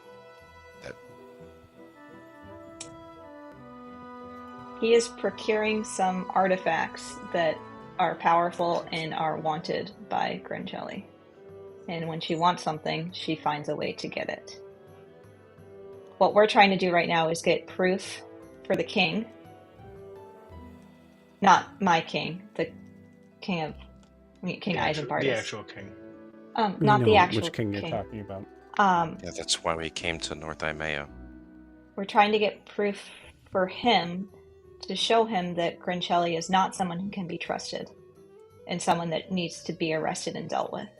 So if our plans work out, then your son will be safe, at least from her. So here's what I know, as being a local shop owner and baker. There's a lot of students that will come by, some of which I know by name. I can give you those names, and if I go with you, there's a good chance that I can probably get you in with the connection I have with those students. I don't want. Shut up. I don't want. Shut up. No. Shut up. Don't tell me to shut up. I don't want you to die. Young lady, listen. Here's the thing. We sat here for the last hour and listened to all of your stories, and it sounds like you guys run in half-cocked most of the time, and people die. And I've heard a lot about your friends and family, and very sorry, but you haven't once mentioned the other people. This is our city, and these are our people. So if Alina wants to go with you, she's going to go with you, or you're not going at all. We must respect what they want. We must respect their choices, Eldred. Alistair asked me to make sure that they're safe. Alistair's a child. And I'm making sure that my child is safe. If what you just said is true, then it's all the more important that you get in there. And for what it's worth, I hold up like a little crust of a cookie, whatever's left. Anyone that can make cookies this exquisite will be worth protecting, and I will protect you with my life. We also have the might of Persona and Bahamut on our side. But mostly Bahamut. No, mostly Persona. Okay. I know Bahamut. I don't know Persona. He's the god of Tritons, and he is extremely powerful. And Bahamut is the far superior dragon god who's he holds justice and goodness. Alina, Persona what was your idea? So, if we have, I'm sure we have a couple of robes that at least would fit Saren and Wilbur. technically.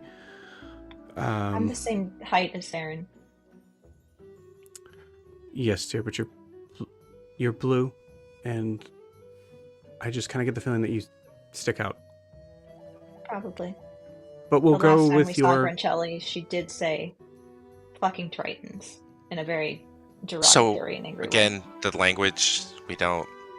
Oh, I don't speak. like that word either. I'm just telling you what But you was said said. It's fine. It's You fine. did say it. I'm still an old woman. You did say it. Now help me put my Okay. teeth in so I can have another cookie. Faustus, what do you think you could do? Would it make sense to split them up where they're? Do you know the layout underneath? I mean, I know how to get from through the tunnels underneath from one end to the other, but I don't. I just know the straight line. I don't know where all of them go. Okay.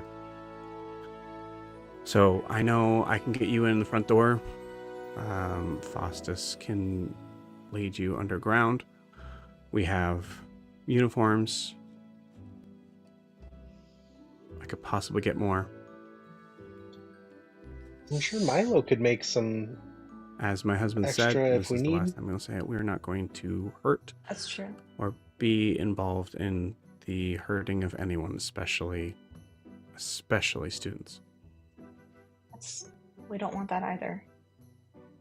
At all. Okay. So let's work out a plan then. And I think with that, we're going to go to our 10-minute break. And Clinton, if you have to jump off, man, I'm going to say it right now. Thank you so much for jumping in. I appreciate it. Thanks for letting me have. That was great. So Yeah, we'll see you for guys in sure. 10 minutes. Okay, bye.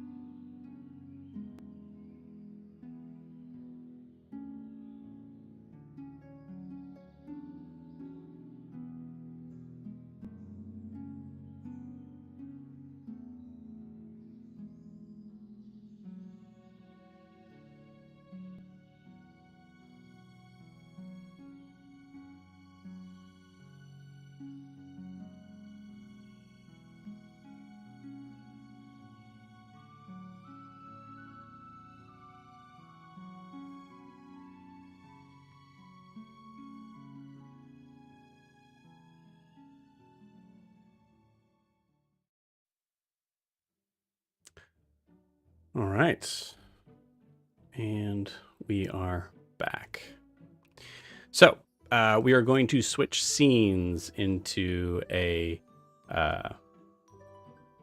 area that is a little bit above the city. I think we're hearing a little bit of the continuing sort of hustle and bustle down below, but there's a rather sort of tall leading tower that we see kind of zooming into a large window into a room that kind of just looks like a office room. We see a figure sitting in a kind of like large chair. You notice that there's multiple sort of like accoutrement of like there's like heavy files and papers on a desk. Multiple like kind of like weapons sort of propped up against the side. There's manacles that you can see are kind of like hanging in a corner, but most of it is just bookshelves and paperwork and all of the heavy sort of management style stuff. And we see a figure sitting in this large chair, a Leonin with very brightly decked out armor, heavy pauldrons on the side. As a Leonin, hard to tell, but it's something that I think you're able to just sort of notice as the beady eyes are looking across the table at a figure that is chained to a chair. The beady eyes kind of looking the figure up and down as they're just kind of putting papers down on their desk and putting it to the side. She clearly looks like someone who is exhausted. So as she looks you up and down, Milo,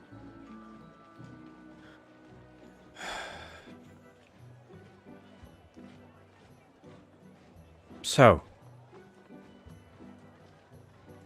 any reason why the gate was not an option for you, Mr.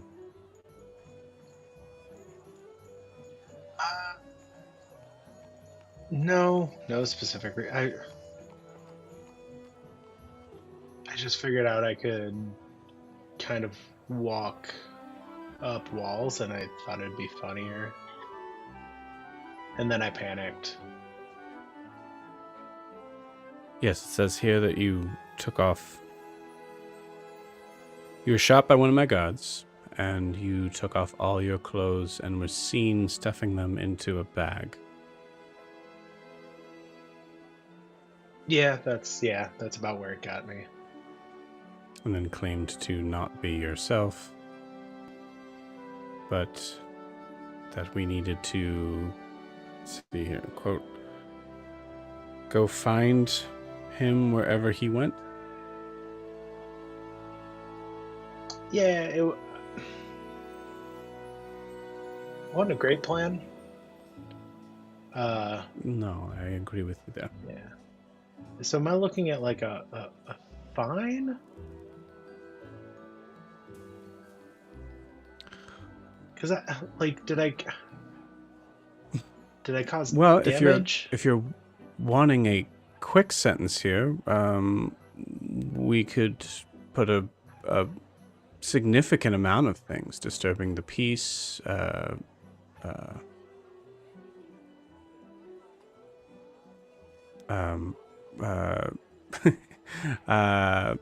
truly a whole number of them. So I would say that if I'm boring you with this conversation, we can certainly go that route. But I guess I'm trying to give you some space to at least explain your actions.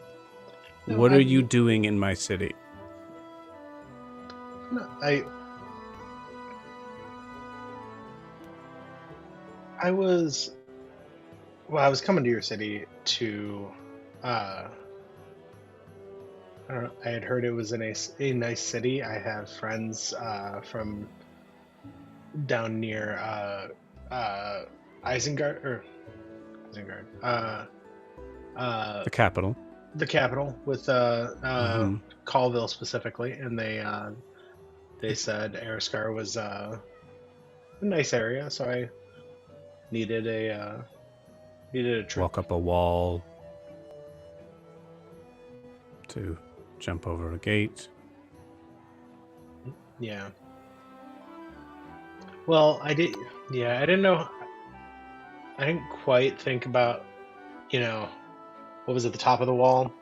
It was more just getting to the top of the wall. Yeah, I mean, I have nothing. Like, I'm not like bringing anything weird in, or like, I don't have any like. I highly doubt that, sir. And you've gone through all of my things. I don't have like. Do I need to read through the file again? You took off all your clothes.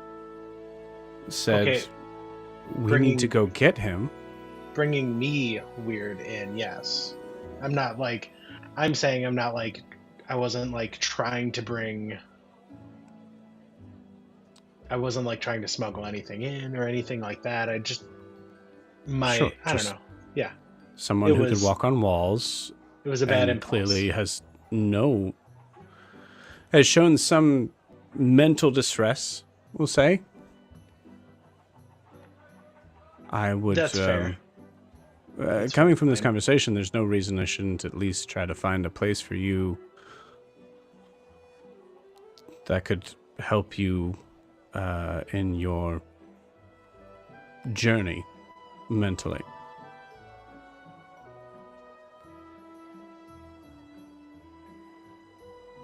I see your side of it for sure.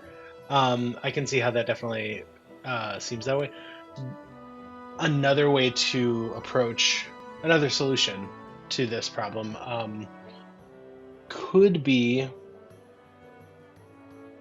to just kick me out of your city and not let me come back.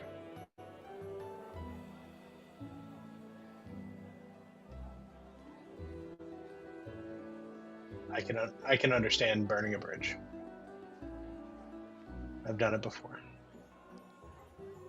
Okay. You're from Brunte, right? Originally, yeah. Can tell by you have just the slightest. I rolled a nat 20 on recognizing like an accent, essentially. Mm-hmm. A lot of halflings up there, from my understanding.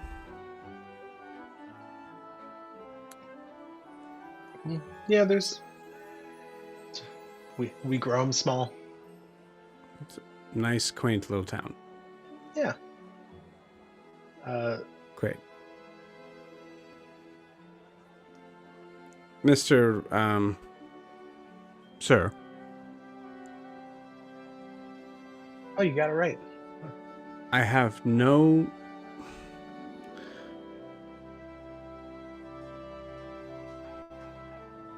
Kicking you out of my city, someone that can climb up walls and who knows, can do all sorts of things, most likely.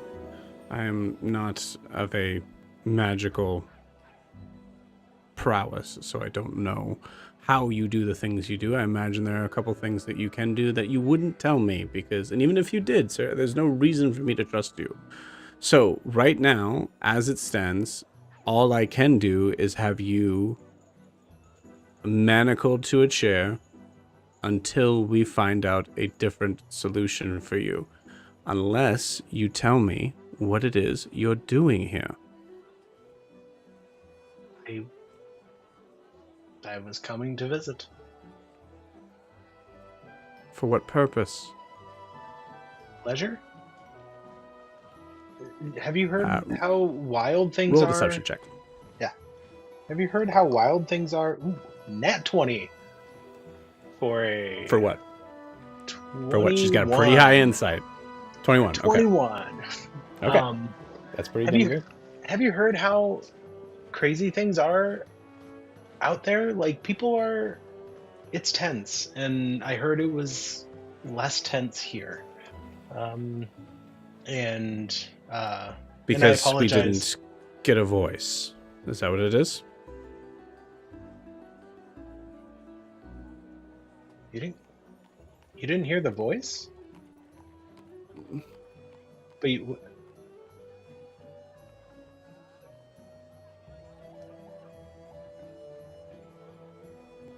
No, we didn't. wow. I have friends all over who heard the voice. Yep, and from my understanding, we are the only city, apparently, in the entire fucking world that didn't hear it. Is that the reason why? Clearly not. Or at least it wouldn't work with the story that you're giving me now. I didn't know you hadn't heard the voice. I just heard it was less tense up here. But now I don't know if I like would want to. I don't know what you not hearing a voice means. That seems suspicious to me. That seems suspicious to you. I mean, yeah, if the entirety of Imea heard the same message at seemingly the same time, except for one chosen city. It's a large city. It's a nice city. It's a lot larger than Brunte. Okay, all right. Puts me on edge. Looks past you with the door closed. All right, well,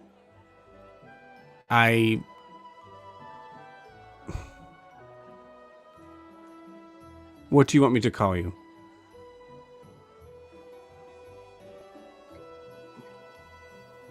I hate how long you're thinking in the answer of this. I guess it Tina? doesn't have to be your name. Tina. You think that's okay? Are your name's Tina? It's family name.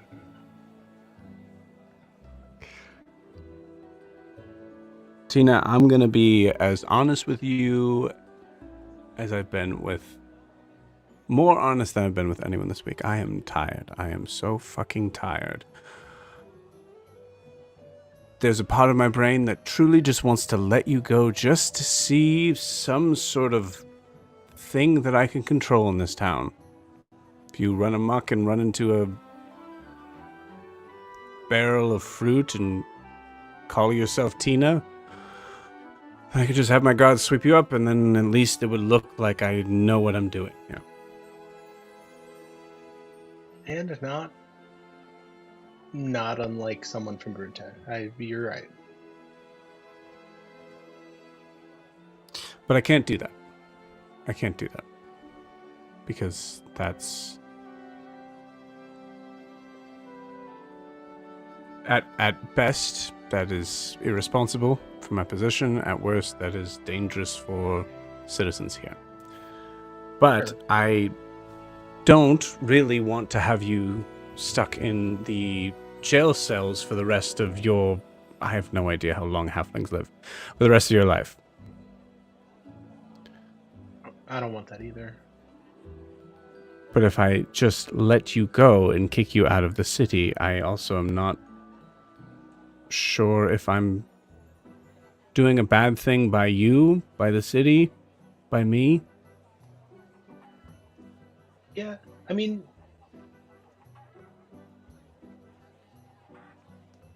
yeah, that makes sense. So You do have a hard job, don't you? And I'm not like sentenced to the side. Like, that does sound rough. I'm sorry. I know you like being like the only city that.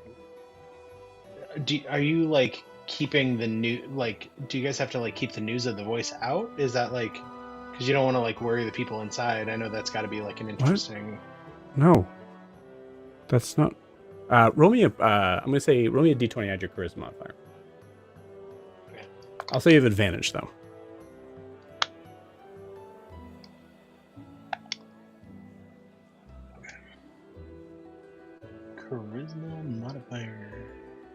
That was a dirty 20. Okay. No, that's not our job. There's nothing that's been tasked to us in trying to keep any sort of voice of any deity calling themselves tall or whatever the fuck. I don't know what a wombat is besides the animal that would be called a wombat. Yeah, I think that's probably spot on. And even if I did, there's no reason that I would. My jurisdiction, my job is to the city and to the city alone. There's no reason that I would bring anything to any voice that would find.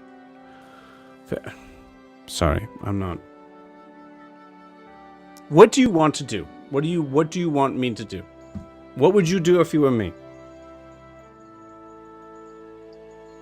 If I were you, like, in all honesty, if I were you, I would see an adorable idiot sitting in front of you who made a weird choice and made a weird series of choices. And I would let him know that he was under close eye. And let him find his relaxation in the city.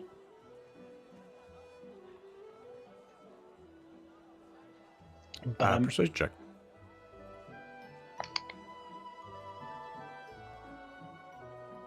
what's my persuasion? 15.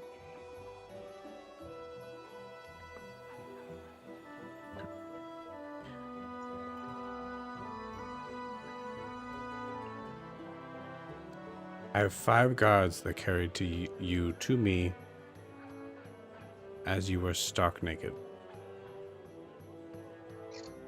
Milo's going to chuckle a little bit at that. It's funny, okay? I mean,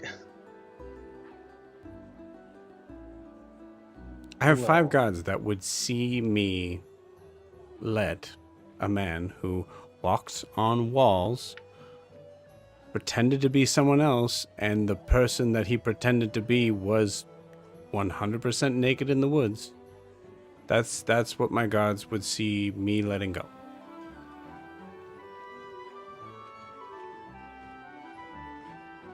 I mean, it is ultimately your choice. But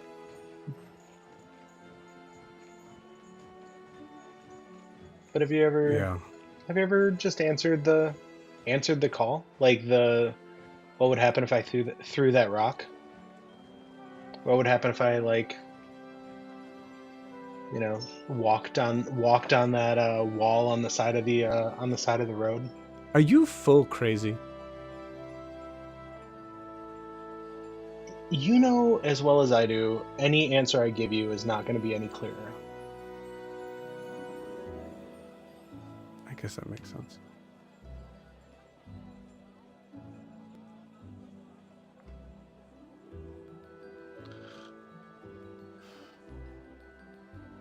Milo's going to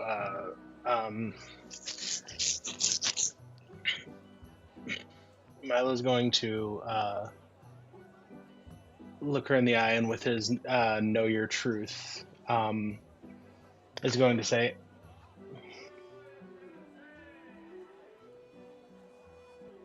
I made a series of really silly and dumb choices. But I understand that this city is not Brunte and won't tolerate shenanigans. And you won't see stupid choices like that from me again.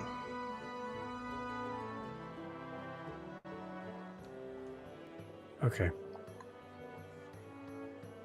Yeah, fuck it. All right.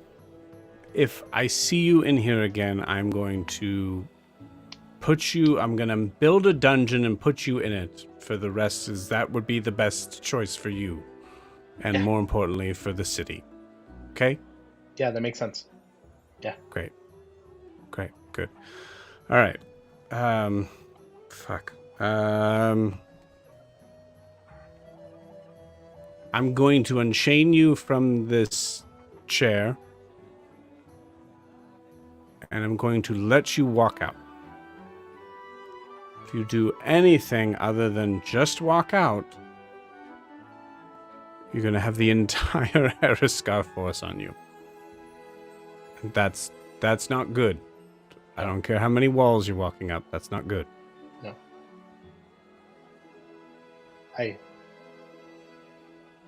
You're as she's like unchaining Milo, he's gonna like look out the window and I think I had heard right about this city. I mean, it looks clean. It looks nice. I'm grateful for this opportunity. Thank you. You see that she seems to be staring right at you. And she seems to be kind of like just like frozen in place. She's like kind of like getting the last like key turn sort of thing. And then you see Brumhilda out the window. Okay, come on. You can go. You can go. Are you... Oh, fuck. All right. This is only going to last a minute. You need to get... This is open. This is... Oh, go. Come on. Brumhilda, okay, yeah, let's go. All right, great. And I had it handled. I was literally walking. She was Jesus Christ. Okay, yeah, great. Do me a favor. Hold on to me. Just don't walk up me or anything. Yeah, that's good. No. That's fine. This is weird. No, yeah, Milo's just hugging her. Cool. As we're going, Milo's gonna be like, I talked my way out of it. It was like, it was fantastic. I can't believe it. And now, like, if she can't ever see me again, I'm gonna find some sort of disguise while I'm here. Okay. You guys kind of touch down. Yeah, you touch full on like clear as day. Like touchdown in front of like a couple of citizens. What? We're from the Lotus. Training exercise. It's a training exercise. Oh shit. They're just like, yeah, okay. Do you think they believed us? Absolutely not. But let's go. Are you sure? I can just erase their memories. You couldn't. And you didn't think to erase big old lion lady's memory? I just did like 5 spells to save your life, okay? Just, all right, fine. Just move, go, No, get. All right. You see her change her hair into just a brunette, but that's it. That's the only thing she changes about her. Yeah.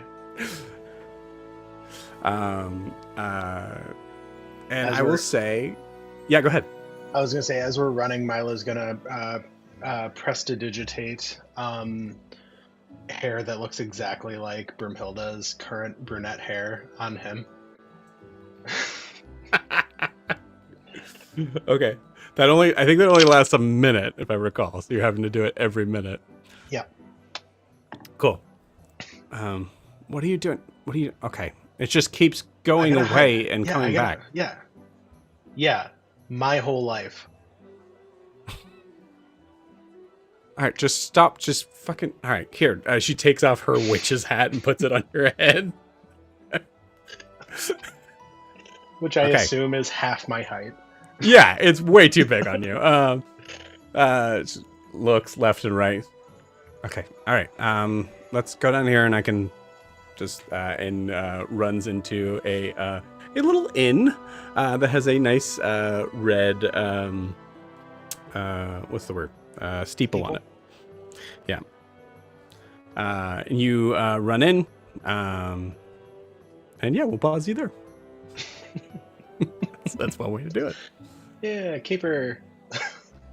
Eventually, you see guards like running by. But incredible. We will switch back.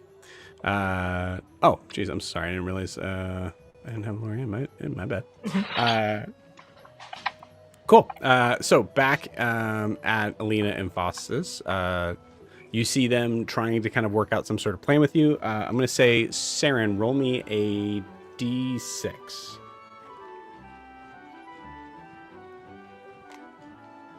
One. Cool.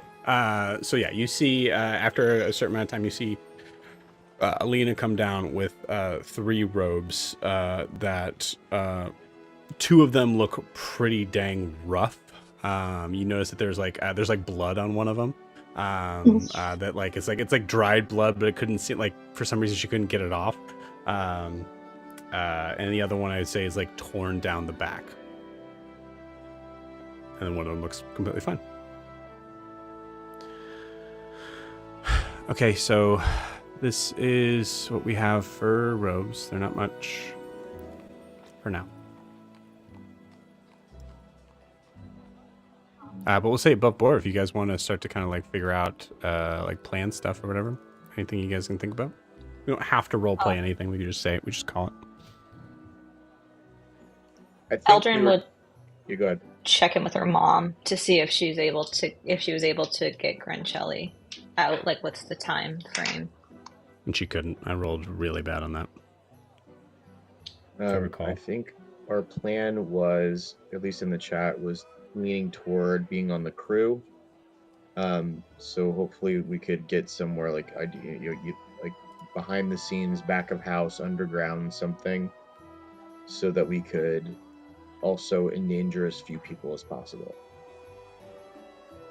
So when you say the crew, what do you mean by that? You said that. Faustus. Yeah, Faustus. His, like, he could bring us in as his crew to clean or whatever he does. He fixes things. He's fixes things, yeah. And that there's Maintenance. Underground stuff, I thought, is what He said underground tunnel. Alina said. Yeah, Cool. underground tunnels. Yeah. We could definitely go that route. I think Faustus will explain to you, like, I rarely have more than one person helping me, but we could try that. Okay. Does Faustus know, like, what the... Can he explain to us what the fortifications are? Like, when we're in there, are we gonna be like, or am I not gonna be able to use my magic? He would have no idea. Can we do? I mean, I know this puts more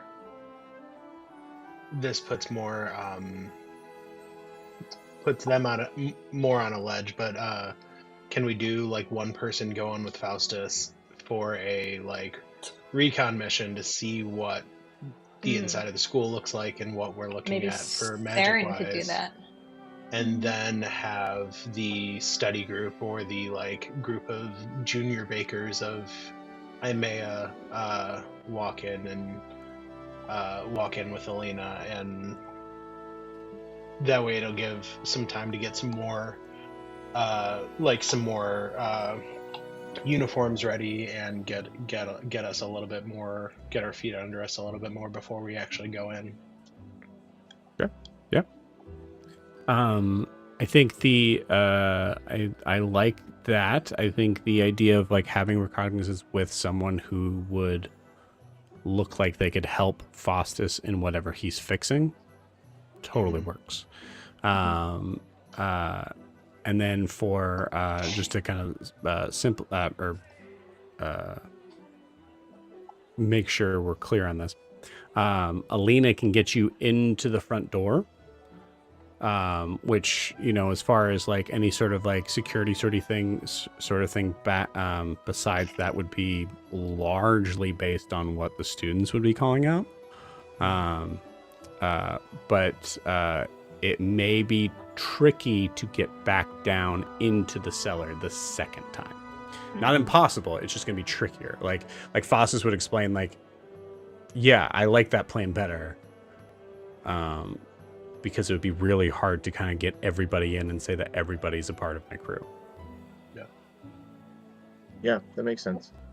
So Eldrin would say, like, what I'm worried about, Larianne, game, is Norris and Eldrin are just big sore thumbs in this Mhm. whole thing.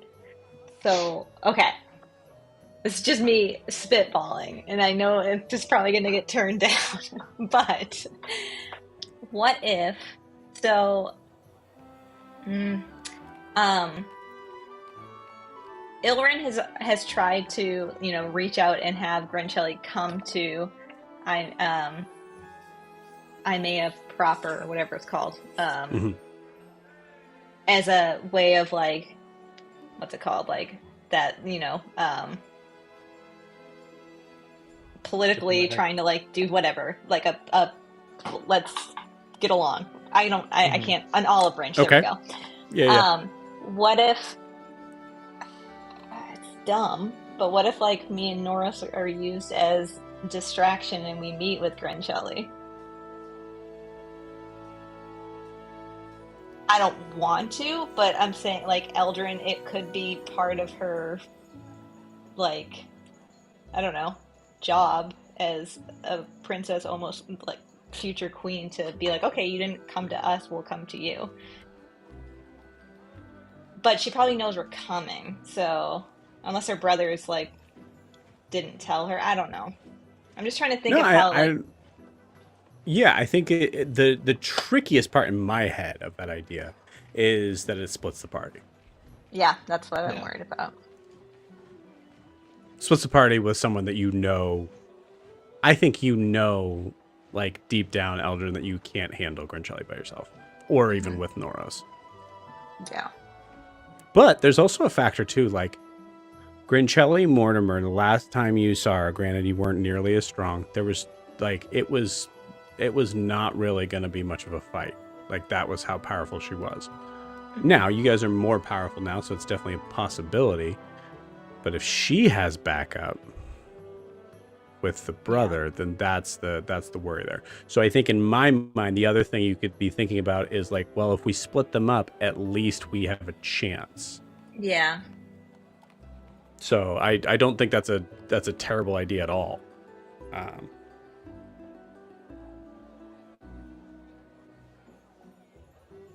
Mm.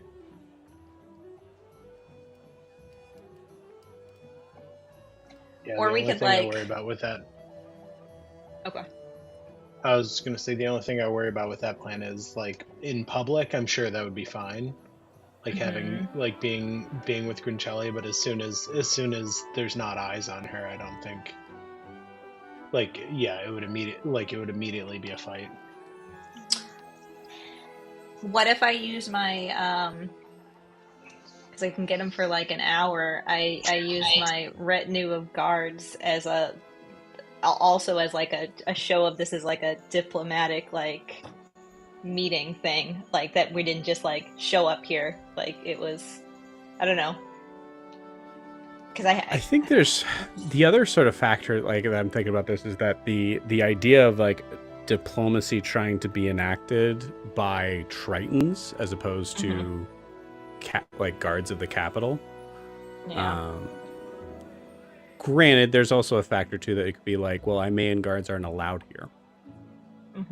Like, sorry, South Imaean guards aren't allowed here. Weirdly, all these guards would consider themselves to be guards of Ariskar, not of South Imea.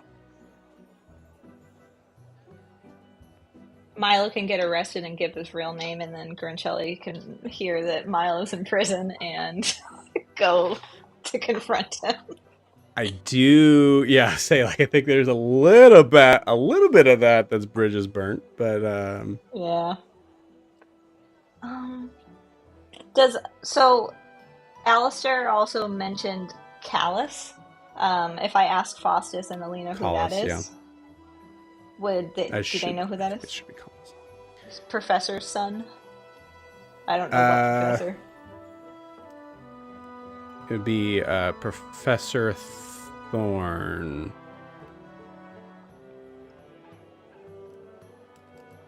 Faustus knows. Yeah, okay, so Professor Thorn. Yeah, I don't know what he's... what his like what he's a professor of, besides like lifting weights and being big.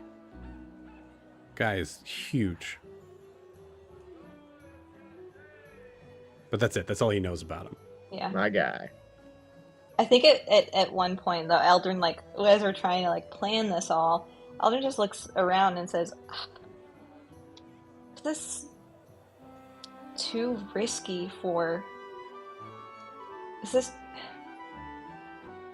I love my brother and I want him back, but I think we all kind of know what getting him back means. It's temporary, so I don't know if this. I don't know what to do." What does Saren say about that?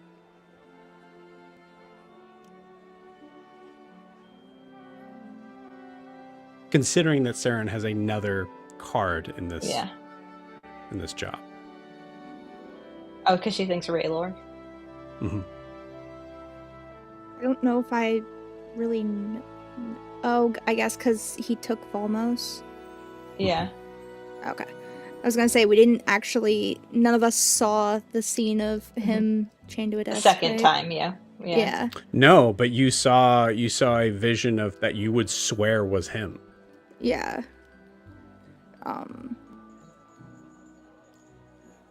Just that like Raylor could be in there too.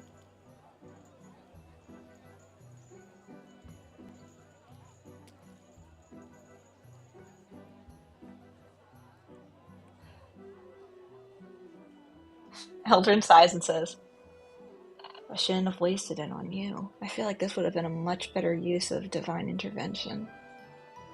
No offense, Saren. Honestly, I'm gonna say above board. There was actually a part of it that was like, that was also very surprised that you did that with that. Yeah. That was the first thing I thought of when you said that. Well, that's why I was hoping it was going to do more for Saren than it did. Yeah. So.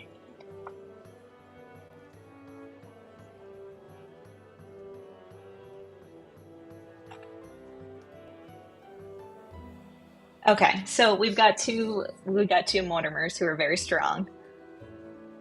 As far as you and know, we have to, and we have to figure out. I think Saren going with Faustus first and doing like a reconnaissance is a really good idea, but I don't want to leave her alone either. But I do think you're probably the best person to do it. Well, for sure, because then she can get out if she needs to. And also you can phase through walls and stuff if you need to. Right? Can't you? Yeah. Yeah, if I do Ghost Walk, I can, right?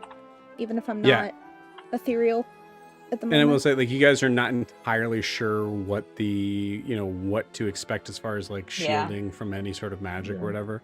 But notably, like mechanically speaking, if there were mechanics wrapped around this, Saren's thing is not a spell, technically. Mm-hmm. Yeah. True. Yeah, the only thing that's a spell is like Pass Without Trace, which I would try to use at the very least. But of course. Other than that, does Saren have is... any cantrips or anything like that? Just Produce Flame.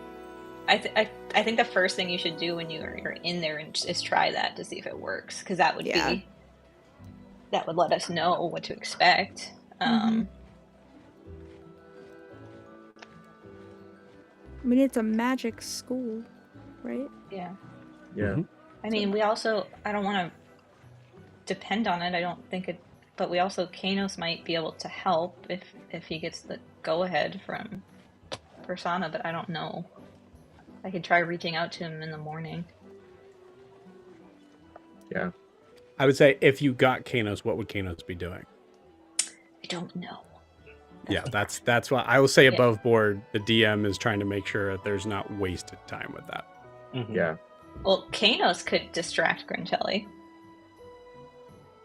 Somehow. Sure, possible. He's supposed to be dead. And that would definitely be so a actually, surprise.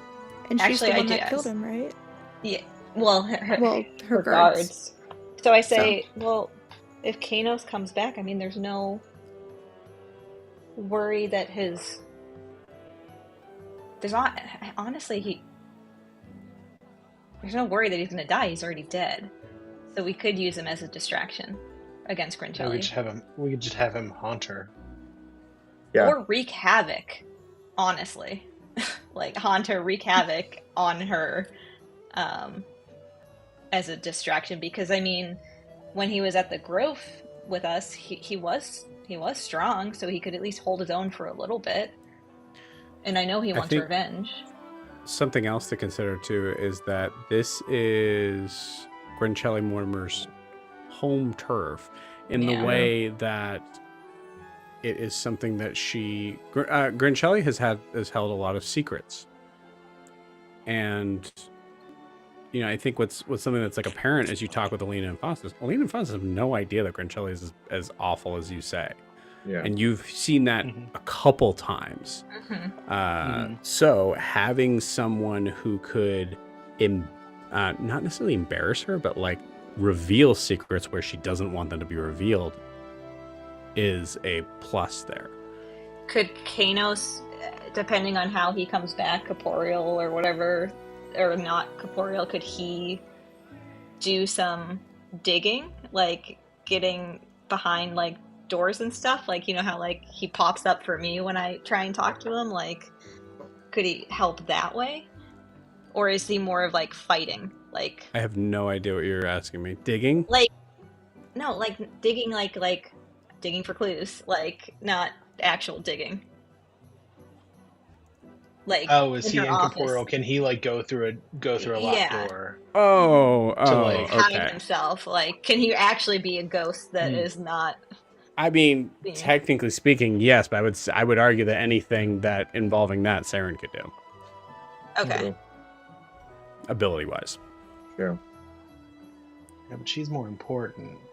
Yeah, That's the sure. thing. I'm saying not as Eldrin, but I mean, Kanos Yeah. is basically a meat shield, as Guar would put it. Right. Yeah, if I'll put it this way fish though, if shield. Kanos is incorporeal, then that also means his stealth of being incorporeal is a problem. Like, he's gonna look like a ghost at all times. Yeah. Do we?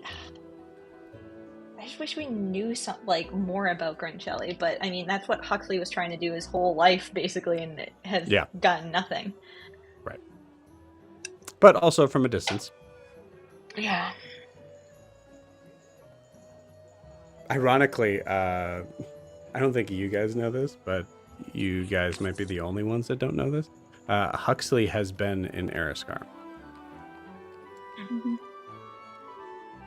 Typical.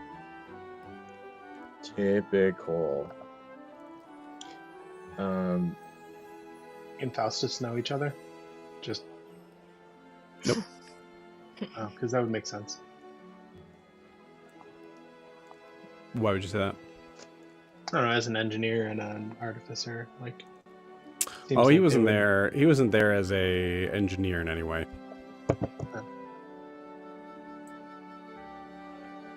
Also, like, there's a part that like Faustus he's a civilian. Mm-hmm. Like there's like a lot of things that like, yeah, the idea of like what is magical and what isn't, no clue. Yeah. While you guys are thinking about that, we can handle this. So Guar, you get another message from Brumhilda. Okay, so I got him. No problem. Where are you?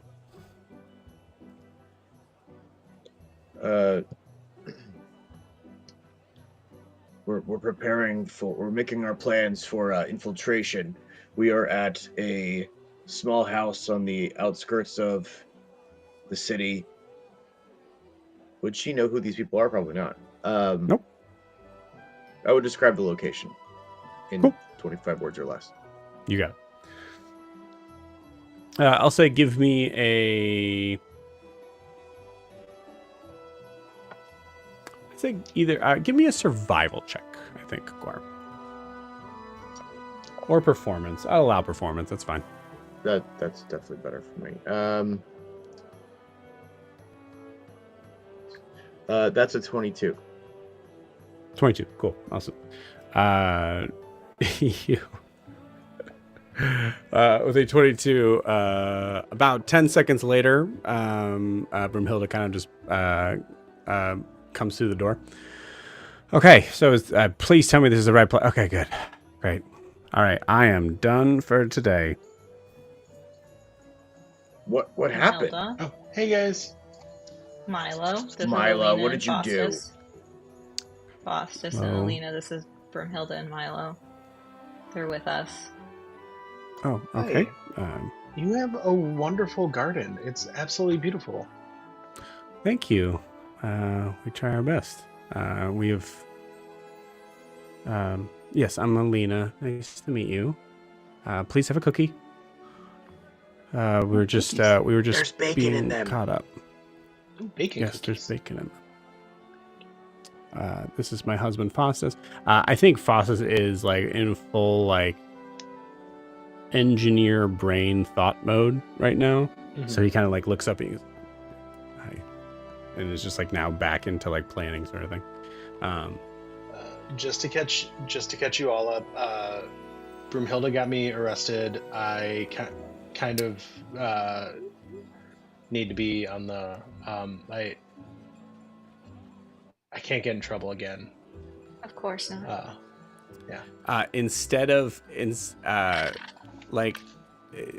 Brumhilda's response is to just stay quiet and just to look at everybody and just see if any of you believe that statement. Eldrin just looks tired.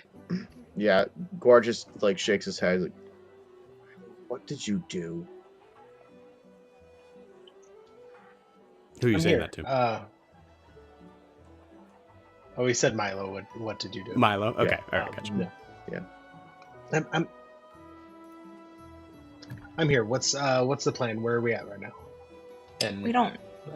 yeah. We like fill you in on everything we've been saying, and Yeah. and Eldrin says, I don't. Last time we faced her, she knew we were coming, and Yeah. I died, and Kanos died. Milo, there's a cookie in your hand. As you didn't immediately take one, she just grabbed one and put it in your hand.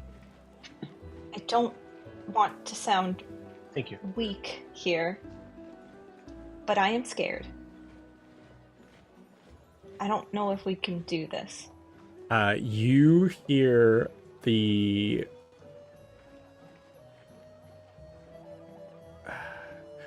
I think first it comes from Alina, and then it comes from Faustus. You hear laughter that becomes just like this weird sort of infectious thing that comes between them.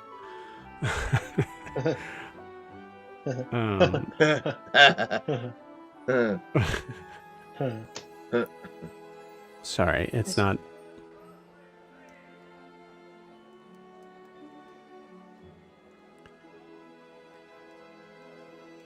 You all are able to do things that... we'll say this is Faustus.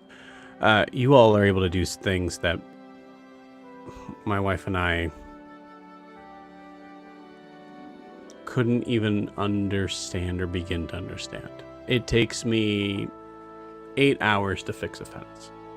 Something that takes, I assume, some of you seconds. So I apologize, but it's oddly...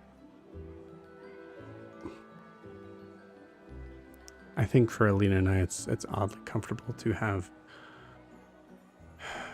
a bunch of clearly very powerful magical beings feel what we feel all the time. So, I guess, welcome. Thank you.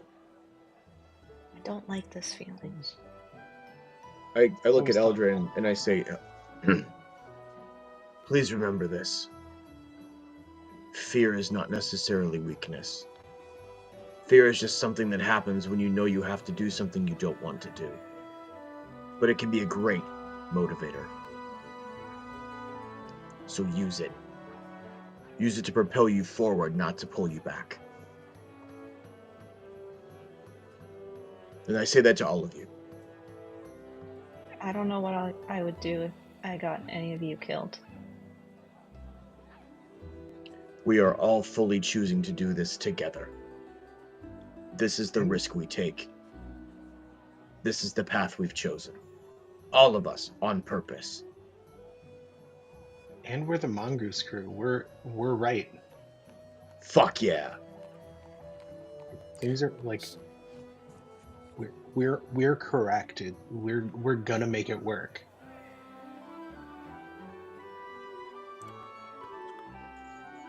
Oh yeah, that's our name. We're the Mongoose crew. I like it. We have an You gotta emissary have of one of the gods of death. We have an emissary of a fish god. We've got an emissary of the greatest dragon god ever in existence, and we have Milo and Wilbur. Well, Milo's gonna point to We Wilbur forgot about and Sarah. Brumhilda is just sitting No, that was by the door, Oh, just okay. like. I thought that was I Wilbur for some I reason. started with Saren. We also, and I say, Milo's gonna point to and we Wilbur and have say, and Noros and Wilbur's an emissary of a council of gods. Yeah, he has like all the gods with him, and I say the best for last, and I look at Brumhilda and I'm like, you just leave me speechless sometimes. Brumhilda might be a god. I'm not entirely positive. I look at Guar and I like motion to Noros. I'm like, She does break a smile from them. Guar. What? Sorry. I like motion towards Noros. I'm like, come on.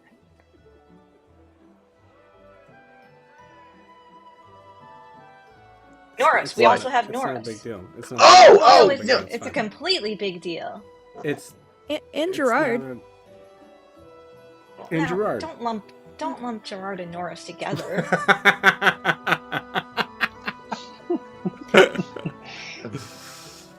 I look least at I was Noros and I'm above like, Gerard. I was like, of course, I would fight alongside you any day. I have seen you prove yourself over and over again. We are here together to do this, and we're going to do this.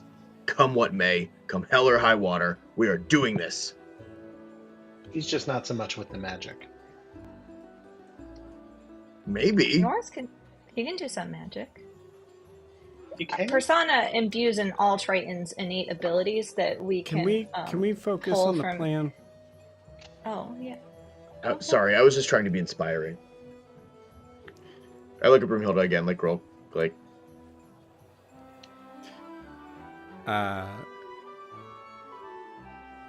You see Brumhilda kind of look around and just go, all right, so it seems like we don't have a ton of information on how the Ludus works. So maybe one of us goes in and finds out. I mean, that was the Remember plan Shania, before you got here.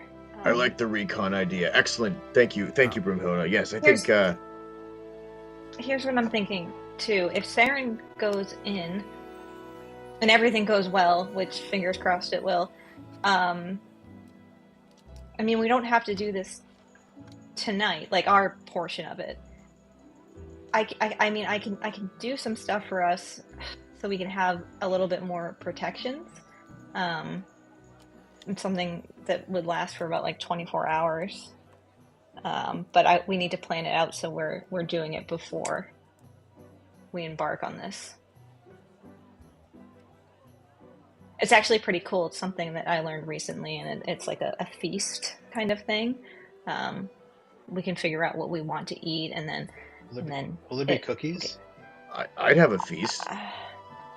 I suppose if you want cookies, I can pray for those. Oh, please, and bacon, and also bacon cookies, and also, are you taking orders from us, or? I mean, I'll write this all down before I do it. How about that? Well, let us know when you're ready. Well, I mean, we need to plan first. I don't We want to are- just give us. I thought we were What's the- planning What's the the what's feast. the plan? Oh, recon with Saren. We can go. The rest of us When? can go meet up with the students with Alina and perhaps form some sort of study group or pose as one. And make Those are options that have been provided so far. If we're gonna go with Faustus and Saren. Yes. First. We need information first before we do anything else. Okay, when? I look at Saren and Faustus and I say, it's up to you, Faustus. When would this work? When things have a break job down, there's soon? no... What? Do you have a job at the school soon, or? No, just someone just says something in my head and it creeps me out every time I get it. Brumhilda, Yeah, could that you...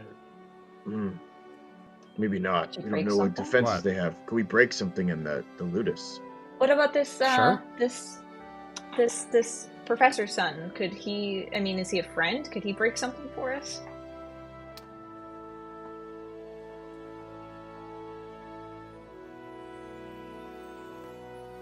I don't know. I know the professor. I don't know the professor's son. I guess when we go in to do recognizance, we can kind of find out what's going on with that.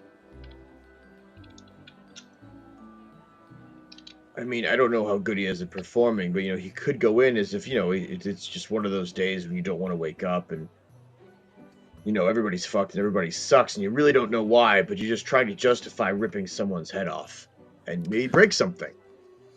Okay, I'm gonna say this just one more time. This language, please. Oh, I'm so sorry. I Um, apologize. Brumhilda goes, "Gotta be fucking kidding me." Seriously? One rule in the house. Okay. I'm just saying, if you give him something to break, maybe he would do it. The professor? I'm the professor's No. son. Son. Okay. Yeah. I mean, Where are we sleeping tonight, everyone? what do you guys know about Collis? Oh, nothing. All I know is that Alistair said that there's another person that might be able to help. He's a professor's son, Collis, and Alistair could not remember his name, and Yori had to say it for him. Right. So, that's all I know. So just above board, that's what you know. Yep. And what So- Faustus knows is that Professor Thorne is jacked. That's it. Saren knows a random student that Yes, she she could does. contact and ask to break something. There we go, Love that gang. idea. Now we're getting wheels moving. Does someone have his name written down? It's like Yeah, it's No. Frederick. Frederick? Okay. Is it Frederick? Could Okay, we cool. give him Tiefling, something right? to break? Yeah. Yep. I mean, he's already in there. We don't need to give him anything to break. He could just break something.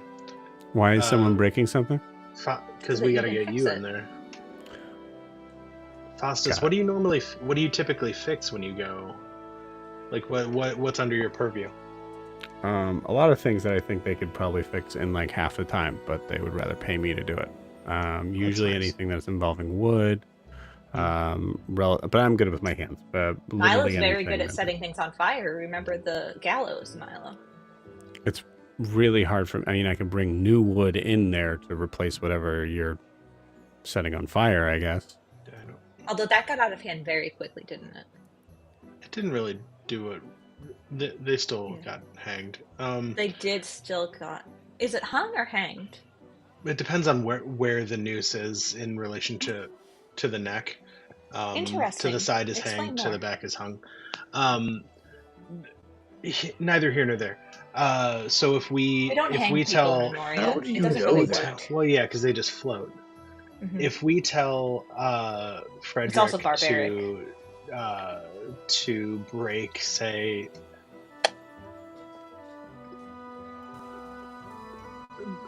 a banister, that would be something you typically get called in for. Yeah. Okay. But he has to be. I mean, Saren, did he seem like the type that can lie and act? I mean, not to use myself as an example, did he seem more like an Eldrin or more like a Guar when it comes to talking to people and convincing them? Saren, So if one of them is good at it, one of them racist isn't? check. No, I'm saying, is he good at like? I know, but persuasion? it's gonna make sense in a second here. Roll me a history check with advantage. I'm gonna say A racism check. a fantasy racism check. 14. 14 is definitely enough. Frederick is a tiefling. Tiefling are notoriously good at lying. Yeah. So she says that, like, I think he could lie, and he didn't really seem to care that much that I was there.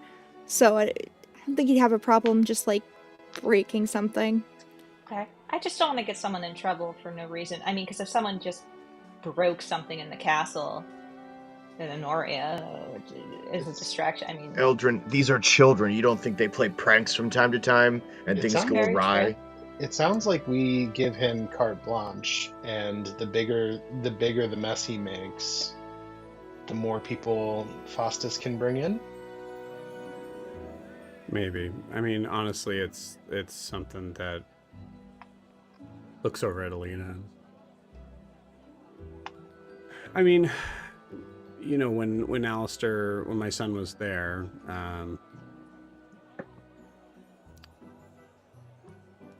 never got the feeling that I was a good presence in that school for him.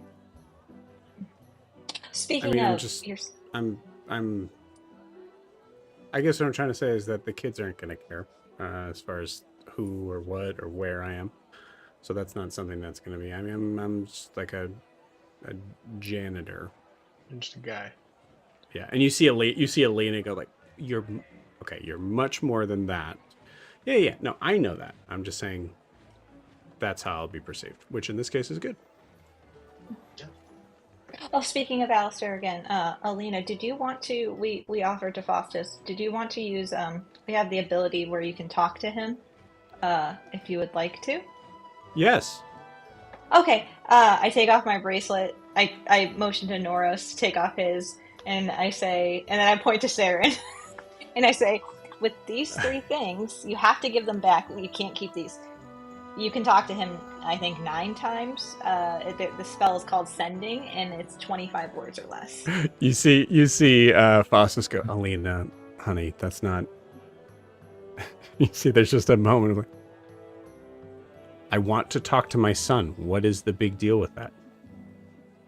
He doesn't check in. He sends people to the house for us to help out. Ask him why he doesn't have a bracelet or a ring like this. It would be very helpful so that you 2 could check in with each other. He makes all these sorts of inventions. He has a desk that I still don't know what it does up there, but he can't make a thing to even just, you know, call home or once. He obviously can. He did it today.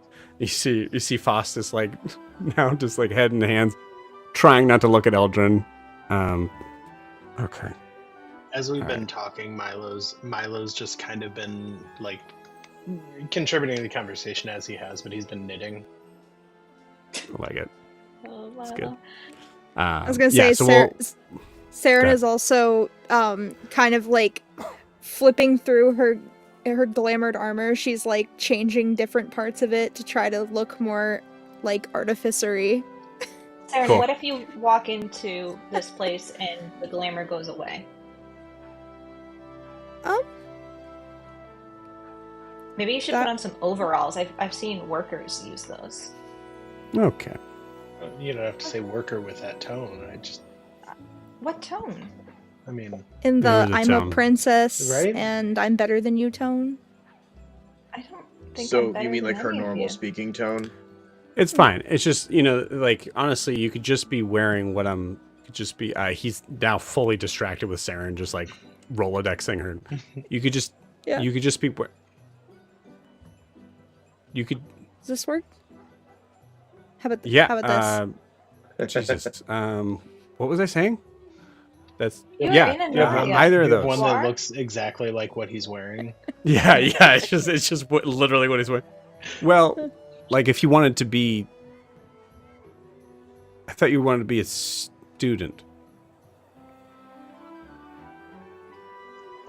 No, she's. I thought it was helping you fix helper. something. Yeah, Oh, that's okay. what she was getting in. Alistair can't do that. That was. Well, he's We with don't the have magic. That's not He's- you got to understand. That's a weird thing to see. You can do okay, I'm magic, distracted. he's No, with the person that made this armor, so maybe he can make Alistair some of this. Oh, Huxley made that? I didn't know that. Yeah, it was in that room. Who's that? Oh, that's a whole. He's kind of a friend, I guess. He's Yeah. misunderstood. He's with my son. Mm-hmm. Yeah.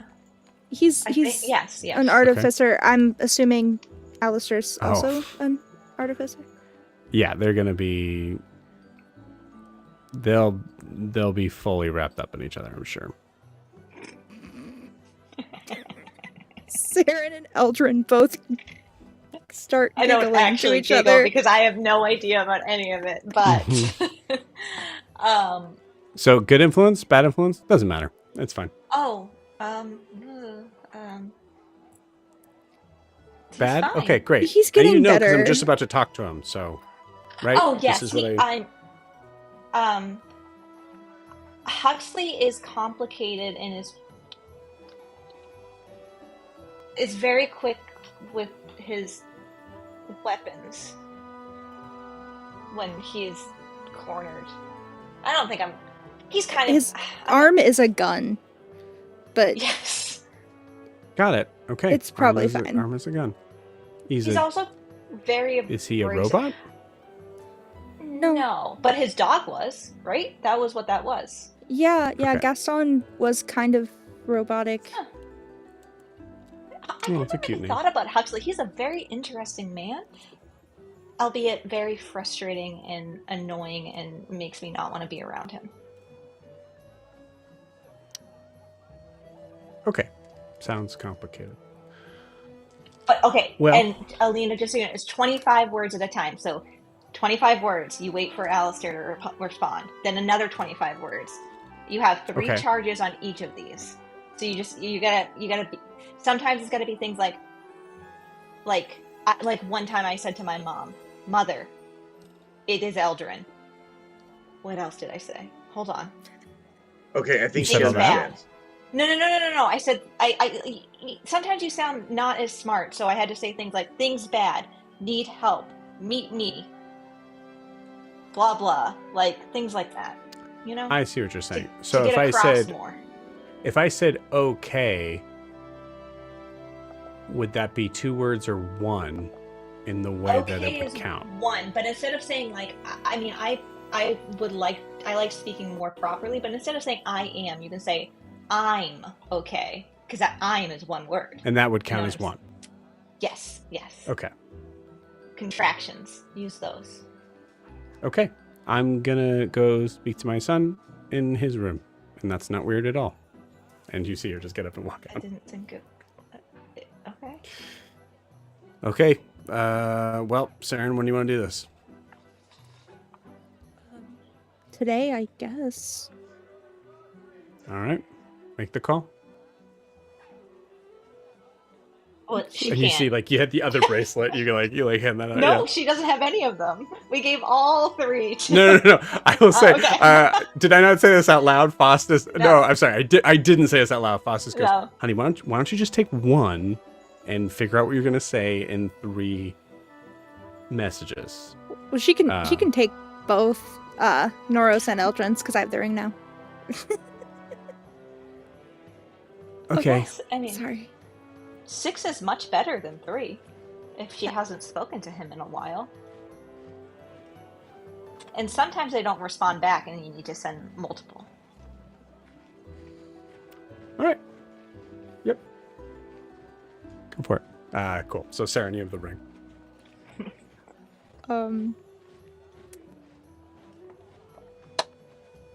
Frederick, remember the person that broke into the school. Is anybody counting? Shit. Remember the Frederick. Remember the person who broke in and then left. And then left. Can you break something? So Maybe say so the janitor has work or something like You're that. you're only Make you're only this at 12. person. You're doing fine. So You're doing fine. You're at 12. 12 or 15. The janitor has work.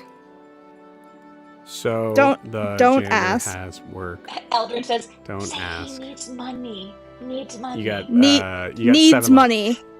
Needs Ne- money.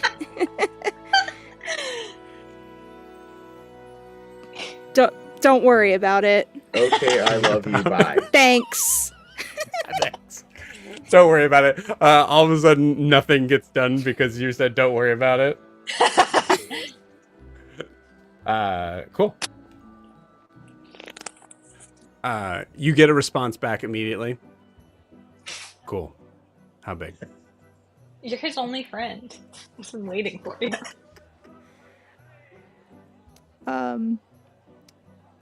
Something that looks like it would take multiple people to fix. Multiple hours. Multiple hours. Don't blow anything up. But whatever you think would work.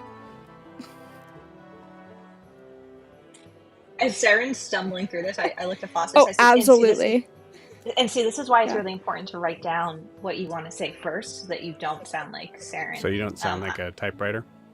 Yeah, I often will write it down and then I read What's it a out. typewriter? It's an invention one of my friends have been working on for a while. Make I What had does no it idea do? what it was either, writing but I just easier. assumed It it was writes how for she you? sounded. Yeah. Wow. You'll probably get so much more done. Supposedly when he gets it working. Huh. Saren, you get a message back. Loud and clear. I know just the thing. We see an explosion in the distance. The school's gone. You see the school's gone. It ends up being more I'm gonna say combustible because of the experiments. how fucking like okay. You hear the last thing you hear is Frederick out. And with that, we're gonna end tonight's session. I Nice. love you guys. We'll see you next week. Bye bye.